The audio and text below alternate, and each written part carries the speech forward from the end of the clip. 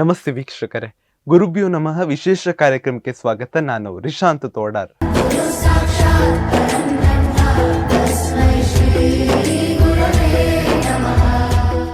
ಅಜ್ಞಾನದ ಕತ್ತಲೆಯಲ್ಲಿ ದೀಪ ಬೆಳಗಿದವರು, ಬಾಳ ಹಾದಿಗೆ ದಾರಿ ತೋರುವವರು ಶಿಕ್ಷಕರು.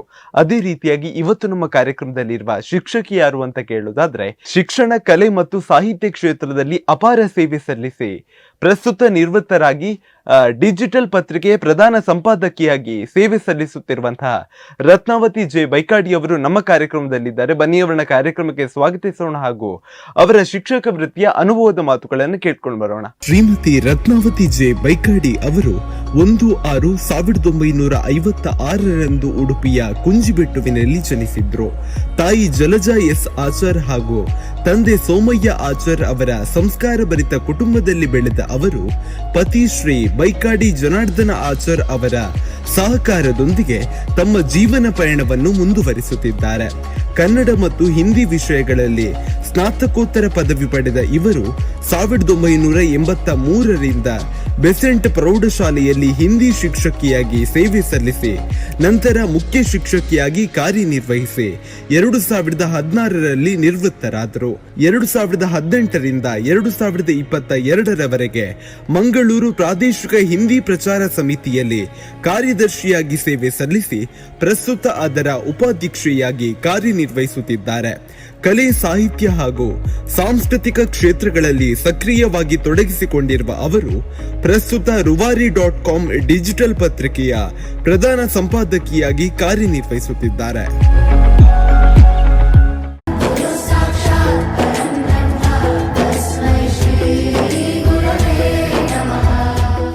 ಮ್ಯಾಮ್ ನಮಸ್ತೆ. ನಮಸ್ತೆ. ಹೇಗಿದ್ದೀರಾ? ಆರಾಮ. ನಾನು ಚೆನ್ನಾಗಿದ್ದೇನೆ. 33 ವರ್ಷಗಳ ನಿಮ್ಮ ಒಂದು ಶೈಕ್ಷಣಿಕ ಪಯಣ ಅನ್ನುವಂಥದ್ದು, ಶಿಕ್ಷಕಿಯಾಗಿ ಸೇವೆಯನ್ನ ಸಲ್ಲಿಸ್ತೀರಾ. ಹೇಗಿತ್ತು ಮ್ಯಾಮ್ ಆ ದಿನವನ್ನ ಮೆಲುಕು ಹಾಕೋದಾದ್ರೆ ಒಂದು ಹೇಗಿತ್ತು ಅಂತ? ಅದು ಬಹಳ ಚೆನ್ನಾಗಿತ್ತು. ಆಗ ಮಕ್ಕಳ ಜೊತೆಗೆ ನಮ್ಮದು ಜೀವಂತ ಮಕ್ಕಳ ಜೊತೆ ವ್ಯವಹಾರ ಅಲ್ವಾ. ನಾವು ಆಫೀಸ್ನಲ್ಲಿ ಫೈಲ್ನ ಮಧ್ಯೆ ಬಿದ್ದುಕೊಂಡು ಹೊರಳಾಡುವರು. ದಿನಕ್ಕೆ ಒಂದು ರೀತಿಯ ಹೊಸ ಹೊಸ ಅನುಭವಗಳು ಸಿಗ್ತವೆ. ಬಹಳ ಚೆನ್ನಾಗಿತ್ತು ಆಗ. ನಿಮ್ಮ ಒಂದು ಬಾಲ್ಯದ ಜೀವನವನ್ನ ನೆನೆಸೋದಾದ್ರೆ, ನಿಮ್ಮ ಒಂದು ಕುಟುಂಬ ಆಗಿರ್ಬೋದು, ನಿಮ್ಮ ಒಂದು ಪರಿಸರ ಆಗಿರ್ಬೋದು, ಕುಂಜಿಬೆಟ್ಟು ಅನ್ನುವಂತಹ ಪರಿಸರ, ಅದ್ರ ಬಗ್ಗೆ ಎಲ್ಲ ಹೇಳೋದಾದ್ರೆ? ಕುಂಜಿಬೆಟ್ಟಲ್ಲಿ ಬಹಳ ಬಡ ಕುಟುಂಬ ನಮ್ಮದು. ನಮಗೆ ಊಟಕ್ಕೆ ಸಹ ಕಷ್ಟ ಇತ್ತಾಗ. ಅಂಥದ್ದಲ್ಲಿ ಒಂದು ಎಜುಕೇಶನ್ ಕೊಟ್ಟರು ಮನೆಯಲ್ಲಿ. ಆಗ ನನಗೆ ಆಗದಿಂದಲೇ ಈ ಸಾಂಸ್ಕೃತಿಕ ಇದರಲ್ಲೆಲ್ಲ ಬಹಳ ಸಾಂಸ್ಕೃತಿಕ ಕಾರ್ಯಕ್ರಮಗಳಲ್ಲಿ ಬಹಳ ಆಸಕ್ತಿ. ನಾನು ಖೋಖೋ, ಥ್ರೋಬಾಲ್ ಪ್ಲೇಯರ್ ಆಗಿದ್ದೆ ಆಗ. ಆ ಸಮಯದಲ್ಲಿ ಅದರಲ್ಲಿ? ಹೌದು. ಹೈಸ್ಕೂಲ್ ವರೆಗೆ ಶಾಲೆಯಲ್ಲಿ ಸಹ ತುಂಬಾ ನಮ್ಮನ್ನು ಸಪೋರ್ಟ್ ಮಾಡಿದ್ದಾರೆ. ಪ್ಲೇಯರ್ ಆಗಿದ್ದೆ. ಮತ್ತೆ ಒಂದು PUC ಹಂತದಲ್ಲಿ ಮನೆಯಲ್ಲಿ ಸ್ವಲ್ಪ ರೆಸ್ಟ್ರಿಕ್ಷನ್ ಬಂದು ಯಾವುದು ಬೇಡ ಅಂತ. ಹಾಗೆ ಅಂದ್ರೆ ಮನೆಯಲ್ಲಿ ಒಂಥರ ಭಯ. ನಮ್ಮನ್ನು ಅಲ್ಲಿವರೆಗೆ ನಾವು ಸಣ್ಣವರು ಅಂತ ಆಯ್ತು, ಹೈಸ್ಕೂಲ್ ವರೆಗೆ. PUC ಹೇಳುವಾಗ ಮತ್ತೆ ಸ್ವಲ್ಪ ನಾವು ಬೆಳೆದಿರ್ತೇವೆ ಅಲ್ವಾ. ಹಾಗೆ ಬೇಗ ಕಾಲೇಜಿಗೆ ಹೋಗಿ ಬರೋದಾದ್ರೆ ಮಾತ್ರ ಕಾಲೇಜ್, ಇಲ್ಲದಿದ್ರೆ ಬೇಡ ಅಂತ. ಹಾಗೆ ಆ ಸಮಯದಲ್ಲಿ ಸ್ವಲ್ಪ ತೊಂದರೆ ಆಗಿತ್ತು. ರೆಸ್ಟ್ರಿಕ್ಷನ್ ಇತ್ತು. ಮತ್ತೆ ನಾನು PUC MGM ಅಲ್ಲಿ ಮಾಡಿದ್ದು. MGM ಅಲ್ಲಿ ನಮಗೆ ಹತ್ತಿರ ಮನೆಗೆ ನಡ್ಕೊಂಡು ಹೋಗಿ ಬರುವ ದಾರಿ. ಅದಾದ್ಮೇಲೆ ನಾನು ಮಂಗಳೂರಿಗೆ ಬಂದೆ. ಮಂಗಳೂರಲ್ಲಿ ಯೂನಿವರ್ಸಿಟಿ ಕಾಲೇಜಲ್ಲಿ, ಈಗ ಯೂನಿವರ್ಸಿಟಿ ಕಾಲೇಜ್, ಆಗ ಅದು ಗೌರ್ಮೆಂಟ್ ಕಾಲೇಜ್, ಅಲ್ಲಿ ಕನ್ನಡ ಮೇಜರ್ ತಗೊಂಡು ನಾನು ಡಿಗ್ರಿ ಮಾಡಿದ್ದು. ನಿಜವಾಗಿ ನಾನು PUCಯಲ್ಲಿ ಕಾಮರ್ಸ್ ಸ್ಟೂಡೆಂಟ್ಸ್. ಇಲ್ಲಿ ಬಂದ ನಂತರ ಅದು ತಗೊಂಡು ಚೇಂಜ್ ಮಾಡಿ ಇಲ್ಲಿ ನನಗೆ ಎಲ್ಲ ಮತ್ತೆ ಅವಕಾಶಗಳು ಸಿಕ್ಕಿದ್ವು. ಎಲ್ಲ ಅವಕಾಶಗಳನ್ನು ಪುನಃ ಪಡ್ಕೊಂಡೆ. ಹಾಸ್ಟೆಲಲ್ಲಿದ್ದೆ ನಾನು. ನನ್ನ ಯಜಮಾನ್ರೆ ನನಗೆ ಕಲಿಸಿದ್ದು ಡಿಗ್ರಿಯಿಂದ. ಎಜುಕೇಶನ್ ಅವರೇ ಕೊಟ್ಟದ್ದು. ಅದು ಬ್ಯಾಚ್ ಚೇಂಜ್ ಮಾಡಿ ತಂದು ಇಲ್ಲಿ ನನಗೆ ಕಲೀಲಿಕ್ಕೆ ಆಸಕ್ತಿ ಇತ್ತು, ಕಲಿಬೇಕು. ಮನೆಯ ಒಂದು ಕಷ್ಟದಿಂದಾಗಿ ಕಲೀಲಿಕ್ಕೆ ಆಗ್ತಿರ್ಲಿಲ್ಲ. ಇಲ್ಲಿ ಕರ್ಕೊಂಡು ಬಂದು ಮತ್ತೆ ನನಗೆ ಎಲ್ಲವೂ ಸಿಕ್ಕಿತ್ತು. ಡಿಗ್ರಿವರೆಗೂ ನಾನು ಥ್ರೋಬಾಲ್ ಮತ್ತೆ ಮಹಿಳಾ ಮಂಡಳಿಯಲ್ಲಿ ಸೇರಿ ಅಲ್ಲಿ ಸಹ ಆಡಿದ್ದೇನೆ. ಡಿಗ್ರಿಯಲ್ಲಿ ಖೋಖೋ ಸಹ ಆಡಿದ್ದೇನೆ. ಎಲ್ಲ ಸಾಂಸ್ಕೃತಿಕ ಕಾರ್ಯಕ್ರಮಗಳೆಲ್ಲ ಮತ್ತೆ ನನಗೆ ಪುನಃ ಸಿಕ್ಕಿದ್ದು. ಈ ಒಂದು ಶಾಲಾ ದಿನಗಳಲ್ಲಿ ನಿಮ್ಗೆ ಆವಾಗಲೇ ಆಸಕ್ತಿ ಇತ್ತ ಶಿಕ್ಷಕಿ ಆಗ್ಬೇಕು ನಾನು ಅಂತ? ಇಲ್ಲ, ಅಂದ್ರೆ ನಮ್ಗೆ ಆಗ ಶಾಲೆಗೆ ಹೋಗುದು ಬರುದು ಅಷ್ಟು ದೊಡ್ಡ ಎಂಥದ್ದು ಆಂಬಿಷನ್ಸ್ ಇಟ್ಟುಕೊಳ್ಳುವಷ್ಟು ನಮಗೆ ಆಗ ನಮಗೆ ಒಂದು SLC ಆದ ಕೂಡಲೇ ಟೀಚರ್ ಟ್ರೈನಿಂಗ್, ಮತ್ತೆ ಹೆಚ್ಚು ಅಂದ್ರೆ ಜಾಸ್ತಿ ಖರ್ಚು ಮಾಡಿದಂದ್ರೆ B.Ed, ಮತ್ತೆ ಲಾಯರ್, ಡಾಕ್ಟರ್. ಈಗ ನಮ್ಗೆ ಬೇಕಾದಷ್ಟು ಮನಸ್ಸಿದ್ರೆ ಯಾವ ಕೆಲಸ ಒಂದು ಸಿಗ್ತದೆ ದುಡಿಲಿಕ್ಕೆ. ಆಗ ಹಾಗಿಲ್ಲ, ಅದ್ರ ಮೇಲೆ ನಾವು ಹೆಣ್ಣು ಮಕ್ಕಳಲ್ವಾ. ಮತ್ತೆ ಆಗ ಮಣಿಪಾಲ್ ಪವರ್ ಪ್ರೆಸ್ ಅಲ್ಲಿ ಒಂದು ಕೆಲಸ ಹೆಚ್ಚಾಗಿ ಸಿಗ್ತಾ ಇತ್ತು. ಹೋಗ್ಲಿಲ್ಲ ನಾವು ಅಲ್ಲಿಗೆಲ್ಲ ಹೋಗ್ಲಿಲ್ಲ.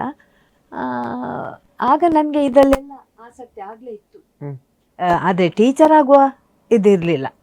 ಮತ್ತೆ ನನ್ನ ಯಜಮಾನ್ರೆ ನನ್ನನ್ನು ಹಿಂದಿ ಎಕ್ಸಾಮ್ ಕಟ್ಟಿಸಿ ಇದು ಡಿಗ್ರಿ ಆಗ್ತಾ ಇರುವಾಗಲೇ ಹಿಂದಿ ರತ್ನ ಮಾಡಿಕೊಂಡೆ. ಹಾಗೆ ನನಗೆ ಕೆಲಸಕ್ಕೆ ಸೇರುವಾಗ ತುಂಬಾ ಹೆಲ್ಪ್ ಆಯ್ತು. ಈ ನಡುವೆ ಒಂದು ಕೇಳುದಾದ್ರೆ, ಮನೆಯವರಿಗೆ ಅವರಿಗೊಂದು ಆಸೆ ಇರ್ತದೆ, ಮಗಳು ಒಂದು ಏನಾದ್ರೂ ಒಂದು ಕನಸು ಇರ್ತದೆ, ಈ ತರ ಒಂದು ಹುದ್ದೆಗೆ ಹೋಗ್ಬೇಕು ಅಂತ. ಅವರಿಗೇನ ಇದಿತ್ತಂತ? ಅವರಿಗೆ ಆಸೆ ತುಂಬಾ ಇತ್ತು ನನ್ನ ಅಮ್ಮನಿಗೆ. ಆದ್ರೆ ಅದರ ಮಧ್ಯೆ ನಾವು 6 ಜನ ಹುಡುಗಿಯರು, ಅದರ ಮಧ್ಯೆ ಈ ಒಂದು ಜವಾಬ್ದಾರಿ ಸಹ ಉಂಟಲ್ವಾ. ಆದ ಕಾರಣ ಮತ್ತೆ ನಮ್ಮ ಕೈಗೆ ಆ ಸಮಯದಲ್ಲಿ ಎಟುಕದ ಒಂದು ವಿದ್ಯಾಭ್ಯಾಸ ಹೇಳಿದ್ರೆ ಎಟುಕದೇ ಇರುವಂತದ್ದು. ಆದ ಕಾರಣ ಅವ್ರು ಸ್ವಲ್ಪ ಎಷ್ಟಾಗ್ತದೆ ಅಷ್ಟು ಕಲಿಂತ ಮತ್ತೆ ಸಹ 1 ವರ್ಷ PUC ಆದ SLC ಆದ ಮೇಲೆ ಬೇಡವೇ ಹೋಗುದು ಅಂತ 1 ವರ್ಷ ಕುತ್ಕೊಳ್ಸಿದ್ರು ಮನೇಲಿ. ನನ್ನ ಮನೆ ಹತ್ತಿರ ಗೆಳತಿಯರೆಲ್ಲ ಬಂದು ಕಳಿಸಿ, ಅವಳನ್ನು ಕಳಿಸಿ ಒತ್ತಾಯ ಮಾಡಿ ನೆಕ್ಸ್ಟ್ ಇಯರಿಗೆ ಅದೇ ಒಂದು ಕಂಡೀಷನ್ ಮೇಲೆಗೆ ಕಾಲೇಜಿಗೆ ಹೋಗುದು, ಮನೆಗೆ ಬರುದು, ಅಷ್ಟಾದ್ರೆ ಮಾತ್ರ ಕಳಿಸ್ತೇನೆ ಹೇಳಿ ಮತ್ತೆ ಕಳಿಸಿದ್ರು. ನೀವು ಹಿಂದಿ ಶಿಕ್ಷಕಿ ಆಗಿರೋದ್ರಿಂದ ಆವಾಗ್ಲೇ ನಿಮ್ಗೆ ಹಿಂದಿಯಲ್ಲಿ ಆಸಕ್ತಿ ಇತ್ತ ಅಂತ? ಹಿಂದಿಯಲ್ಲಿ ಆಸಕ್ತಿ ಇತ್ತು. SLC ಅಲ್ಲಿ ಹಿಂದಿಯಲ್ಲಿ ಒಳ್ಳೆ ಮಾರ್ಕ್ ತೆಗಿತಿದ್ದೆ ನಾನು. ಆದ್ರೆ ಈ ತರದ ಒಂದು ಪರೀಕ್ಷೆ ಕಟ್ಲಿಕ್ಕೆ ಆಗ್ತದೆ ಅಂತ ನನ್ಗೆ ಗೊತ್ತಿರ್ಲಿಲ್ಲ. ಅಂದ್ರೆ ನಾವು ನಾಮಾಯ್ತಾ ಹಾಗೆ ಇದ್ದದ್ದು. ಆಮೇಲೆ ನನ್ನ ಯಜಮಾನ್ರೆ ಹೇಳಿ, ಅದು ಪ್ರೈವೇಟ್ ಆಗಿ ಎಕ್ಸಾಮ್ ಒಂದು ಯಾವ್ದಕ್ಕಾದ್ರೂ ಕಲ್ತದ್ದು ಯಾವುದು ವ್ಯರ್ಥ ಆಗುದಿಲ್ಲ, ಅದು ಒಂದಲ್ಲೊಂದು ದಿವಸ ಪ್ರಯೋಜನಕ್ಕೆ ಬರ್ತದೆ ಅಂತ ಹೇಳ್ತಾ ಇದ್ದದ್ದು ಅವರು. ಹಾಗೆ ಇದೊಂದು ಮಾಡ್ಕೋ ಸೈಡ್ ಬೈ ಸೈಡ್. ಶನಿವಾರ ಮತ್ತೆ ಆದಿತ್ಯವಾರ ಪರೀಕ್ಷೆ ಇದ್ದದ್ದು. ಅದು ಶಾಲೆಗೆ ರಜೆ ಹಾಕ್ಬೇಕಂತಿಲ್ಲ. ಬೆಳಗ್ಗೆ ಒಂದು ಶನಿವಾರ ಒಂದು ಬೆಳಗ್ಗೆ ರಜೆ ಮಾಡಿದೆ, ಕಾಲೇಜಿಗೆ ಬೆಳಗ್ಗೆ ಒಂದು ರಜೆ ಮಾಡಿದ್ರೆ ಆಯ್ತು. ಹಾಗೆ ಮತ್ತೆ ಅದನ್ನೊಂದು ಮುಗಿಸಿಬಿಟ್ಟೆ. ಹಿಂದಿ ರತ್ನ ಮಾಡಿದ್ ನಾನು. ಮ್ಯಾಮ್, ನಮ್ಮ ಶಾಲಾ ದಿನಗಳಲ್ಲಿ ಪ್ರತಿಭಾ ಕಾರಂಜಿ ಅಂದ್ರೆ ಒಂದು ವಿದ್ಯಾರ್ಥಿಗಳಿಗೆ ಒಂದು ಬಹುದೊಡ್ಡ ವೇದಿಕೆ ಅಂತ ಇತ್ತು. ನಿಮ್ಮ ಜೀವನದಲ್ಲೂ ಅದು ಇತ್ತ? ಇದಕ್ಕೆ ಪಾರ್ಟಿಸಿಪೇಟ್ ಮಾಡ್ತಾ ಇದ್ರ? ನಮ್ಮ ಜೀವನದಲ್ಲಿ ಪ್ರತಿಭಾ ಕಾರಂಜಿ ಎಲ್ಲ ಇರ್ಲಿಲ್ಲ. ವಾರದಲ್ಲಿ ಒಂದು ದಿನ ಡಿಬೇಟ್ ಇತ್ತು, ಅದು ಅವಿಸ್ಮರಣೀಯ. ಒಂದು ದಿವಸ ಅಂತ ಅದಕ್ಕೆ ನಿಗದಿ ಮಾಡ್ತಾರೆ. ಆ ದಿವಸ ನಮ್ಮ ಹೆಸರೆಲ್ಲ ಮೊದಲೇ ತಗೊಳ್ತಾರೆ. ನೀವು ಅದನ್ನು ಹಾಡಬೇಕು, ನೀವು ಸ್ವಾಗತ ಮಾಡಬೇಕು, ಅದು ಎಲ್ಲ ಹಂಚಿಕೊಡ್ತಾರೆ ಕೆಲಸ. ಅದು ನಾನು 6ನೇ ಕ್ಲಾಸಲ್ಲಿರುವಾಗ ಇರ್ಬೇಕು ಬಹುಶಃ. ನನಗೆ ಒಂದು ಹಾಡಲಿಕ್ಕೆ ಒಂದು ನನ್ನನ್ನು ಹಾಕಿದ್ರು. ನನಗೆ ಅಮ್ಮ ಮನೆಯಲ್ಲಿ ನನ್ನ ಅಮ್ಮ ಹಾಡ್ತಿದ್ರು. ಅದ್ಯಾರು ಭಕ್ತಿಗೀತೆಗಳು, ನಾನು ಯಾಕೆ ಬಡವನು, ನಾನು ಯಾಕೆ ಪರದೇಸಿ, ಶ್ರೀನಿಧಿ ಹರಿಯೇ ನಿನ್ನಿರುವ ತನಕ, ಇಂಥ ಹಾಡುಗಳೆಲ್ಲ ಅವ್ರು ಕೆಲಸ ಮಾಡ್ತಾ ಹಾಡ್ತಾ ಇದ್ರು. ನನಗೆ ಅದೆಲ್ಲ ಕೇಳಿ ಕೇಳಿ ಕೇಳಿ ಮನಸ್ಸಿಗೆ ಬಂದಿತ್ತು. ಹಾಗೆ ನಾನು ಫಸ್ಟ್ ಟೈಮ್ ನನ್ನದು ನಡುಗಿಕೊಂಡೇ ಹಾಡಿದ್ದು. ಆಮೇಲೆ ಒಂಥರ ಧೈರ್ಯ ಬಂತು. ಆಗ ವಿಷಯಗಳು ಸಹ ಬಹಳ ಚೆನ್ನಾಗಿತ್ತು. ನಮಗೆ ಒಂದು ಆಗಿನ ಡಿಬೇಟ್ ಎಲ್ಲ ಅದು ನಮಗೆ ಬೆಳೀಲಿಕ್ಕೆ ಒಂದು ಅವಕಾಶ ಮಾಡಿಕೊಡ್ತಿತ್ತು. ಹೇಗಂದರೆ ಈಗ ವಿಷಯಗಳೇನಿತ್ತಂದರೆ ನಮ್ಮ ಆ ಒಂದು ಸಮಯಕ್ಕೆ ನಾವಿದ್ದ ಪರಿಸರಕ್ಕೆ ಹಳ್ಳಿ ಮೇಲೋ ದಿಲ್ಲಿ ಮೇಲೋ, ಹುಲ್ಲಿನ ಮನೆ ಮೇಲೋ ಹಂಚಿನ ಮನೆ ಮೇಲೋ, ಆ ಬಗ್ಗೆ ಮಾತಾಡ್ಬೇಕು. ಆ ಬಗ್ಗೆ ಒಬ್ರು ಪರ ಒಬ್ರು ವಿರೋಧ. ಆಗ ಒಂದು ಜಟಾಪಟಿ ಆಗ್ತಿತ್ತು. ಪಾಲ್ ಮಾಡಿ ಕೊಡ್ತಿದ್ರು ಮಕ್ಕಳನ್ನು, ಹುಡುಗರನ್ನು ಒಂದು ಟೀಮಿಗೆ, ನಮ್ಮನ್ನು ಹುಡುಗರು ಮಿಕ್ಸ್ ಮಾಡಿ. ಕೆಲವರು ಸುಮ್ಮನೆ ಕೂತ್ಕೊಳ್ತಾರೆ, ಜಟಾಪಟಿ ಆಗ್ತಿತ್ತು, ಒಳ್ಳೆ ನಾಲೆಜ್ ಸಿಗ್ತಿತ್ತು. ಅದು ಪ್ರತಿ ವಾರ ಇತ್ತು. ಮತ್ತೆ ಮತ್ತೆ ಡಿಬೇಟಿಗೆ ಕಾಯ್ತಾ ಇದ್ದೀವಿ ನಾವು, ಯಾವಾಗ ಡಿಬೇಟ್ ಆಗ್ತದೆ ಅಂತ, ಏನು ವಿಷಯ ಕೊಡ್ತಾರೆ ಅಂತ. ಬೇರೆ ಬೇರೆ ವಿಷಯಗಳು. ಅಂದ್ರೆ ಈಗಿನ ಹಾಗೆ ಪ್ರತಿಭಾ ಕಾರಂಜಿ ಈ ರೀತಿ ಕಾಂಪಿಟೇಷನ್ಸ್ ಎಲ್ಲ ಇರ್ಲಿಲ್ಲ? ಅದಿಲ್ವೇ ಇಲ್ಲ, ನಮ್ಮ ಕಾಲದಲ್ಲಿ ಅದೆಲ್ಲ ಇಲ್ವೇ ಇಲ್ಲ. ಶಾಲೆ ಒಳಗೆ ಏನಿದ್ರೆ ಸಹ ಇನ್ನೊಂದು ಶಾಲೆಗೆ ಹೋಗುವಂಥದ್ದು ಅಂತ ನಾನು ಹೋದದ್ದು ಮ್ಯಾಚಿಗೆ ಮಾತ್ರ. ಇನ್ನೊಂದು ಶಾಲೆ ಬಿಟ್ಟು ಬೇರೆ ಕಡೆಗೆ ಹೋದದಂದ್ರೆ ಮ್ಯಾಚ್, ಥ್ರೋಬಾಲ್ ಮ್ಯಾಚಿಗೆ, ಖೋಖೋ ಮ್ಯಾಚಿಗೆ ಮಾತ್ರ ನಾನು ಹೋದದ್ದು. ಈ ಶಾಲೆ ಬಿಟ್ಟು ಬೇರೆ ನಮ್ಮ ಶಾಲೆ ಒಳಗೆ ಬೇಕಾದಷ್ಟು ಕಡಿಯಾಳಿ ಕಮಲಾಬಾಯಿ ಹೈಸ್ಕೂಲ್ ಮತ್ತೆ ಕಡಿಯಾಳಿ ಪ್ರಾಥಮಿಕ ಶಾಲೆಯಲ್ಲಿ ನಾನು ಕಲ್ತದ್ದು. ಶಾಲೆ ಒಳಗೆ ದೊಡ್ಡ ಮೈದಾನ, ಬೇಕಾದಷ್ಟು. ಒಂದು ದಿನ ಶುಕ್ರವಾರ ನಮ್ಮನ್ನು ಆಡ್ಲಿಕ್ಕೆ ಹೊರಗೆ, ಎಲ್ಲ ಶಾಲೆಯ ಮಕ್ಕಳು ಹೊರಗೆ ಗ್ರೌಂಡಲ್ಲಿ ಆಯಾ ಟೀಚರ್ಸ್ ನಿಂತು ನಮ್ಮನ್ನು. ಆ ದಿನಗಳು ಬಹಳ ಸುಂದರ. ನೀವು ಈಗ್ಲೇ ಹೇಳಿದ್ರಿ, ಡಿಬೇಟ್ ಬಗ್ಗೆ ಹೇಳಿದ್ರಿ. ಹಾ. ಈಗ ಪ್ರಸ್ತುತ ಅದು ಮರೆಯಾಗ್ತಿದೆ ಹೇಗೆ ಅಂತ? ಈಗ ಶಾಲೆಗಳಲ್ಲಿ ಪಾಠ ಮಾಡಲಿಕ್ಕೆ ಟೀಚರ್ಸಿಗೆ ಸಮಯ ಸಾಕಾಗುದಿಲ್ಲ ಅಲ್ವಾ? ಹ. ಸಿಲೆಬಸ್ ಮುಗಿಸ್ಬೇಕಾದ್ರೆ ಟೈಮ್ ಸಾಕಾಗುದಿಲ್ಲ. ಈಗ ಡಿಬೇಟ್ಸ್ ಎಲ್ಲ ಆ, ಬಹಳ ಕಡಿಮೆ. ಹ. ಆ, ಕೆಲವು ಕಡೆಗಳಲ್ಲಿ ಆಗ್ತಿರ್ತವೆ, ಈ ಪಾರ್ಲಿಮೆಂಟ್ ಎಲ್ಲ ಇದು ಮಾಡಿ ಹೌದು. ಅದ ಪರ ವಿರೋಧ ಮಾಡಿ ಮಾತಾಡುವಂಥದ್ದು ಡಿಬೇಟ್ ಕೆಲವು ಕಡೆಗಳಲ್ಲಿ ಮಾಡ್ತಾರೆ, ಇಲ್ಲ ಅಂತ ಇಲ್ಲ. ಅದೇ ನಮ್ಮದು ಆ ಟೈಮಲ್ಲಿ ಒಂದು ಆತ್ಮೀಯ ಅದು. ಟೀಚರ್ಸ್ ಸಹ ನಾವು ಮಕ್ಕಳ ಜೊತೆಗೆ, ಕೆಲವರು ಸ್ವಲ್ಪ ಸ್ಟ್ರಿಕ್ಟ್ ಇದ್ದದ್ದು ಬಿಟ್ರೆ ಮಕ್ಕಳ ಜೊತೆಗೆ ನಮ್ಮ ಜೊತೆಗೆ ಅವರು ಸಹ ಭಾಳ ನೀನು ಹೋಗು ಅಂತ ದೂಡ್ತಾ ಇದ್ರು ನಮ್ಮನ್ನು. ಹಾಗೆ ಮ್ಯಾಮ್, ಮತ್ತೆ ನೀವು ಹಿಂದಿ ಮತ್ತೆ ಈ ಕನ್ನಡದಲ್ಲಿ ಇದು ಪದವಿಯನ್ನ ಮಾಡ್ತೀರಾ, MA ಪದವಿಯನ್ನ ಮಾಡ್ತೀರಾ. ಹ. ಈ ಒಂದು ಶೈಕ್ಷಣಿಕ ಪಯಣದಲ್ಲಿ ನಿಮ್ಗೆ ಅದು ಒಂದು ಯಾವ ರೀತಿಯಾದಂತಹ ಪ್ರೇರಣೆ ಸಿಕ್ತು ಈ ಒಂದು 2 ಪದವಿ ಮಾಡ್ಬೇಕು ಅನ್ನುವಂಥದ್ದು? ಒಂದು, ನಾನು ಡಿಗ್ರಿ ಆದ ಮೇಲೆ B.Ed ಮಾಡಿದೆ. B.Ed ಮಾಡಿದ ಮೇಲೆ ಮತ್ತೆ ಪುನಃ ಮನೆಗೆ ಹೋದ್ರೆ ಏನಾದ್ರು ಈ ಕೆಲಸ ಹೀಗೆ ಅದು ನಿಂತು ಬಿಡ್ತದೆ ಅಲ್ಲೇ. ಅದಕ್ಕೆ MA ಮಾಡಬೇಕು, ಕನ್ನಡದಲ್ಲಿ ಸ್ವಲ್ಪ ನನಗೆ ಆಸಕ್ತಿ ಇತ್ತು, ಮಾಡಬೇಕು. ಹಾಗೆ ನಮ್ಮ ಯಜಮಾನ್ರೆ ಅದನ್ನು ಕಲಿಸಿದ್ದು, ನನ್ನ MA ಮಾಡಿಸಿದ್ದು. ಆಮೇಲೆ ಹಿಂದಿ ಟೀಚರ್ ಆಗಿ ಸೇರಿದ ನಂತರ ಅಪಾಯಿಂಟ್ಮೆಂಟ್ ಆದದ್ದು ನನ್ನದು ಹಿಂದಿಗೆ, ಬೆಸೆಂಟ್ ಹೈಸ್ಕೂಲಲ್ಲಿ, ಕನ್ನಡ ಪ್ರೌಢಶಾಲೆಯಲ್ಲಿ. ಹಿಂದಿಗೆ ಅಪಾಯಿಂಟ್ಮೆಂಟ್ ಆದ ಮೇಲೆ ಯಾಕೆ ಕಂಟಿನ್ಯೂ ಮಾಡಬಾರ್ದು ಅಂತ ಅನಿಸಿತು. ಹಾಗೆ ಮೈಸೂರು ಯೂನಿವರ್ಸಿಟಿಯಲ್ಲಿ ನಾನು ಹಿಂದಿ MA ಮಾಡಿದ್ದು. ಬಹಳ ಇಂಟ್ರೆಸ್ಟಿಂಗ್ ಅದು. ಒಂದು 15 ದಿವಸ ಅಲ್ಲಿ ಕಾಂಟ್ಯಾಕ್ಟ್ ಪ್ರೋಗ್ರಾಮಿಗೆ ಅಲ್ಲೇ ಹೋಗಿ ಇರಬೇಕಿತ್ತು ಆಗ. ಈಗ ಇಲ್ಲಿ ಎಲ್ಲ ಮಾಡ್ತಾರೆ, ಒಂದು 10-15 ಜನ ಸಿಕ್ಕಿದ್ರೆ. ಆಗ ನಮಗೆ 82, 84, 85ರಲ್ಲಿ ನಾನು ಮಾಡಿದ್ದು. 85, 84, 85, 86ರಲ್ಲಿ ಮುಗಿಸಿದ್ದು. ಆವಾಗ ನಮಗೆ ಇಲ್ಲಿ ಯಾರಿದ್ದಾರೆ, ಯಾರು ಹೋಗೋರು, MA ಮಾಡುವವರು ಅಂತ ಗೊತ್ತಿರಲಿಲ್ಲ, ಕಾಂಟ್ಯಾಕ್ಟ್ ಹೆಚ್ಚು ಇರಲಿಲ್ಲ. ಆದ ಕಾರಣ ಅಲ್ಲೇ ಹೋಗ್ಬೇಕಾಯ್ತು. ಈಗ 10 ಜನ ಇದ್ರೆ ಇಲ್ಲಿ ಒಂದು ಸೆಂಟರ್ ಮಾಡಿಸ್ತಾರೆ ನಮ್ಮನ್ನು ಎಕ್ಸಾಮ್ ಕೊಡ್ಲಿಕ್ಕೆ. ಹಾಗೆ ನನಗೆ ಅದು ಬಹಳ ಜ್ಞಾನ ಸಿಕ್ಕುವಂಥ ವಿಷಯ. ತದನಂತರ ನೀವು 1983ರಲ್ಲಿ ಕಾಣ್ಬೇಕು, ಬೆಸೆಂಟ್ ಅಲ್ಲಿ ನೀವು ಶಿಕ್ಷಕಿಯಾಗಿ ನಿಮ್ಮ ಸೇವೆಗೆ ಸೇರ್ತೀರಾ. ಅಲ್ಲಿ ಹೇಗಿತ್ತು ಅಂತ? ಯಾಕೆಂತ ಹೇಳಿದ್ರೆ ನಾವು ಮಕ್ಕಳಾಗಿದ್ದವರು, ಎದುರು ಶಿಕ್ಷಕರು ಪಾಠ ಮಾಡುವಾಗ ಕೇಳ್ತಾ ಇದ್ದವರು, ನಾವು ಒಂದು ಶಿಕ್ಷಕಿ ಆಗಿರುವಾಗ ಯಾವ ರೀತಿಯಾದಂತಹ ಒಂದು ಅನುಭವ ಇತ್ತು ಅಂತ? ನಾನು ಸೇರುವಾಗ ಕೋ ಎಜುಕೇಶನ್ ಇರಲಿಲ್ಲ, ಬರೇ ಹೆಣ್ಣು ಮಕ್ಕಳ ಪ್ರೌಢಶಾಲೆ. ಮತ್ತೆ ಸಂಖ್ಯೆ ಕಡಿಮೆ ಆಗ್ತಾ ಬಂದಾಗ ಅದನ್ನು ಕೋ ಎಜುಕೇಶನ್ ಮಾಡಿದ್ದು. ಮಕ್ಕಳು ತುಂಬ ಆಗ ಈಗಿನ ವಾತಾವರಣದ ಮಕ್ಕಳ ಹಾಗೆಲ್ಲ ಮಕ್ಕಳೆಲ್ಲ ಈಗ ಸಹ ಕಾಂಟ್ಯಾಕ್ಟ್ ಅಲ್ಲಿ ಇದ್ದಾರೆ. ಅವ್ರ 2 ಮಕ್ಕಳ ತಾಯಂದಿರು ಕೆಲವು ಮದುವೆಯಾಗಿ ಬೇರೆ ಸೆಟ್ಲ್ ಆಗಿದ್ದಾರೆ. ಆದ್ರೆ ಸಹ ಆ ಪ್ರೀತಿ ಇದೆ, ಒಂದು ಕದ್ದು ಮಾತಾಡುವಂಥದ್ದು, ಕಾಂಟ್ಯಾಕ್ಟ್ ಇಡುವಂಥದ್ದು. ಆವಾಗ ಒಂದು ಸಾರ್ಥಕತೆ ಅಂತ ಫೀಲ್ ಆಗ್ತದೆ. ಖಂಡಿತ. ನಮ್ಗೆ ಶಿಕ್ಷಕರಿಗೆ ಎಷ್ಟು ವಿದ್ಯಾರ್ಥಿಗಳೇ ಆಸ್ತಿ. ನಾವು ಕಲಿಯುವಾಗ, ಅವರಿಗೆ ಕಲಿಸುವಾಗ ಅವ್ರು ತಪ್ಪು ಮಾಡಿದಾಗ ತಿರ್ತೇವೆ, ಹಾಗಂತ ಅದು ದ್ವೇಷ ಅಲ್ಲ. ಅವರಿಗೆ ತಿರ್ತೇವೆ, ಅವರನ್ನು ಬೈತೇವೆ. ಆಗ ಹೊಡೆಯುವುದು ಸಹ ಇತ್ತು. ಎಂತಕ್ಕೆ ನೀನ್ ತಪ್ಪು ಮಾಡಿದೆ ಏನು ಅಂತ ಹೇಳಿ ಅದನ್ನು ಸಮಜಾಯಿಸಿ, ಬರೇ ಸುಮ್ಮನೆ ಹೋಗಿ ಬಡಿಯುವುದಲ್ಲ. ಆಗ ಮಕ್ಕಳಿಗೆ ಅದು ಪ್ರೀತಿ ಉಂಟು, ಯಾಕೆ ಹೀಗೆ ಮಾಡಿದ್ರು, ಯಾಕೆ ನಾನು ಮಾಡಿ ತಪ್ಪು ಅಂತ ಅವರಿಗೆ ಮನವರಿಕೆ ಆಗ್ತಾ ಇತ್ತು.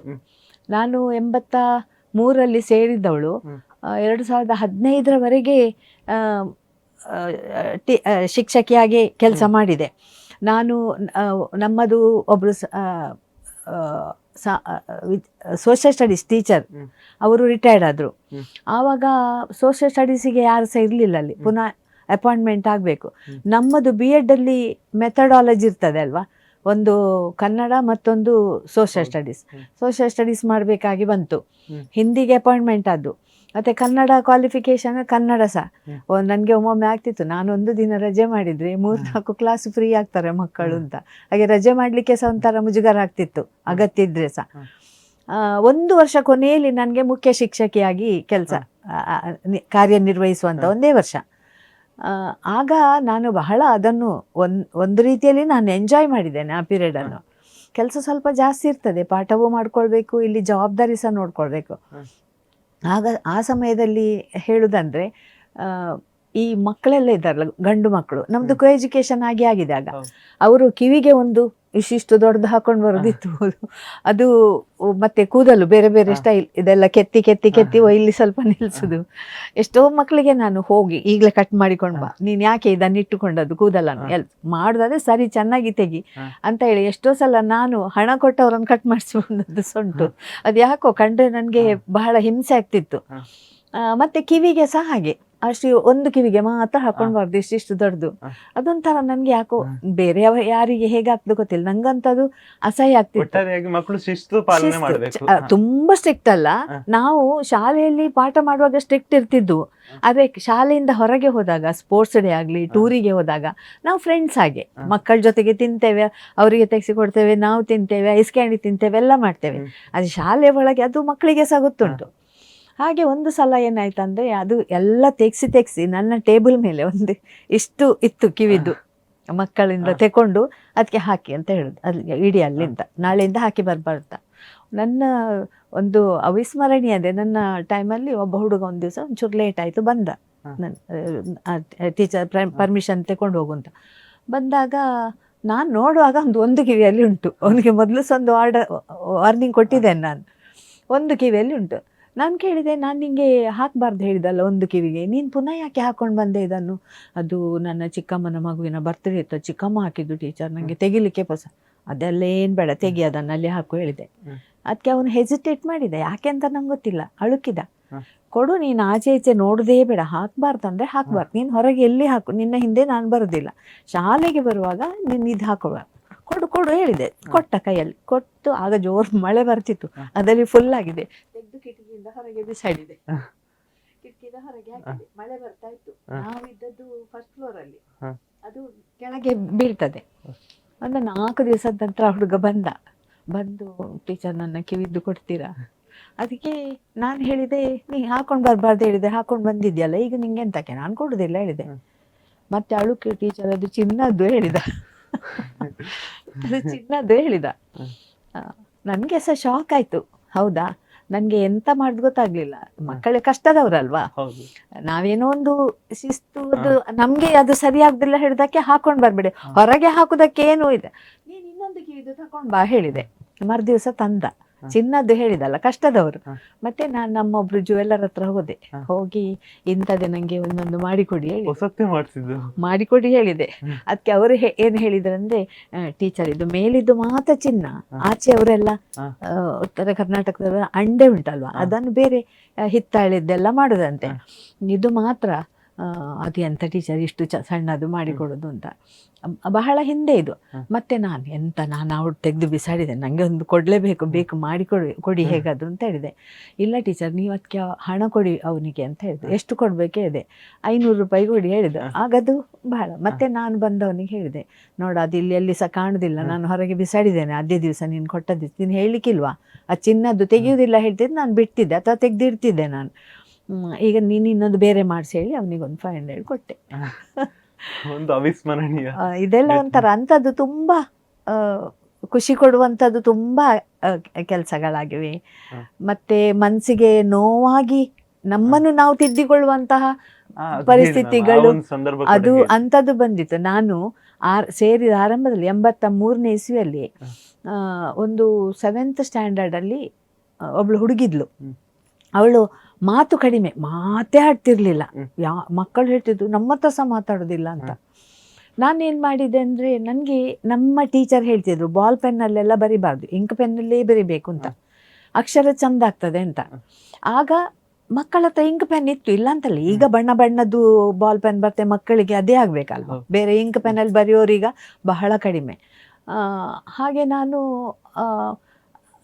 ಮಕ್ಕಳಿಗೆ ಹೇಳಿದೆ, ನೀವು ಇಂಕ್ ಪೆನ್ನಲ್ಲೇ ಬರೀರಿ ಮಕ್ಕಳೇ, ಚಂದ ಆಗ್ತದೆ ಹ್ಯಾಂಡ್ ರೈಟಿಂಗ್. ಮಕ್ಕಳು ಖುಷಿಯಲ್ಲಿ ಆಯಿತು ತರ್ತೇವೆ ಅಂತ ಹೇಳಿದರು. ನಮಗೆ ಆಗ ಸೇರಿದಷ್ಟೇ ಅಲ್ವಾ, ನಮಗೆ BEd ಅಲ್ಲಿ ಸೈಕಾಲಜಿ ಸ್ಟಡಿ ಮಾಡಬೇಕಾದು ಇದೆಲ್ಲ ಇರ್ತದೆ. ನಾವು ಹೀಗೆ ಮುಖದಲ್ಲಿ ಹೀಗೆ ನೋಡಿದ ಕೂಡಲೇ ಎಂತ ಗೊತ್ತಾಗ್ತದೆ ನಮಗೆ, ಅವರ ಬ್ಯಾಕ್ಗ್ರೌಂಡ್ ಎಲ್ಲ ನಮಗೆ ಗೊತ್ತಾಗ್ತದ. ನಾನು ಹೇಳಿದೆ, ತಂದರು, ಸುಮಾರು ಮಕ್ಕಳು ತಂದರು ಮರುದಿವಸ. ಮತ್ತೆ ನಾನು 1-2 ವಾರ ಟೈಮ್ ಕೊಡ್ತೇನೆ, ನಿಮ್ಗೆ ಏನಾದ್ರು ತೊಂದರೆ ಇದ್ರೆ ಹೇಳಿ ನನಗೆ ಹೇಳಿದೆ. ಯಾರು ಸಹ ಹೇಳಿಲ್ಲ, ಒಬ್ರೊಬ್ರೆ ತರಲಿಕ್ಕೆ ಶುರು ಮಾಡಿದ್ರು ಇಂಕ್ ಪೆನ್. ಈ ಹುಡುಗಿ ಮಾತ್ರ 1-2 ತಿಂಗಳಾದ ದಿವಸ ತರಲೇ ಇಲ್ಲ. ಕೇಳಿದರೆ ಮಾತಾಡೋದಿಲ್ಲ. ಒಂದು ದಿವಸ ಜೋರು ಮಾಡಿದೆ, ನಿಂಗೆ ಎಷ್ಟು ಸಲ ಎಲ್ಲರೂ ಸಹ ತಂದು ನಿನ್ಗೊಂದು ಪಿಂಕ್ ಪೆನ್ ತರಲಿಕ್ಕಾಗಲಿಲ್ವಾ, ನಿಂಗೆ ಒಳ್ಳೆ ಚಂದ ಬರಿಬೇಕು, ಹ್ಯಾಂಡ್ ರೈಟಿಂಗ್ ಚಂದ ಆಗಬೇಕು ಅಂತ ಆಸೆ ಇಲ್ವಾ ಅಂತ ಕೇಳಿದೆ. ಮತ್ತೆ ಒಂದು ಪೆಟ್ಟು ಕೊಟ್ಟೆ ನಾನು ಅವಳಿಗೆ. ಆಗ ಹೊಡಿಲಿಕ್ಕಿತ್ತು. ಒಂದು ಪೆಟ್ಟು ಕೊಟ್ಟೆ. ಕೊಟ್ಟ ಕೂಡಲೇ ಮತ್ತೆ ಪುನಃ ಕೇಳಿದೆ. ಆಗ ಸಹ ಮಾತಾಡಲ್ಲ, ಜೋರು ಮಾಡಿ ಕೇಳಾಗ್ಲು. ನಾನು ಕೇಳಿದೆ, ನಿನ್ನ ಅಪ್ಪ ಎಂತ ಮಾಡ್ತಾರೆ ಕೇಳಿದೆ. ಅಪ್ಪ ಇಲ್ಲ. ಅಮ್ಮ ಎಂತ ಮಾಡ್ತಾರೆ? ಅಮ್ಮ ಸಹ ಇಲ್ಲ. ನನಗೆ ಆಗ ಒಂಥರ ತಪ್ಪು ಮಾಡಿದೆನೋ ಏನೋ ನಾನು ಅಂತಾಯಿತು. ಮತ್ತು ನೀನು ಯಾರ ಜೊತೆಗಿರುದಾ ಕೇಳಿದೆ. ನಾನು ಅಜ್ಜಿ ಜೊತೆ. ಅಜ್ಜಿ ಎಂತ ಮಾಡ್ತಿದ್ದಾರೆ?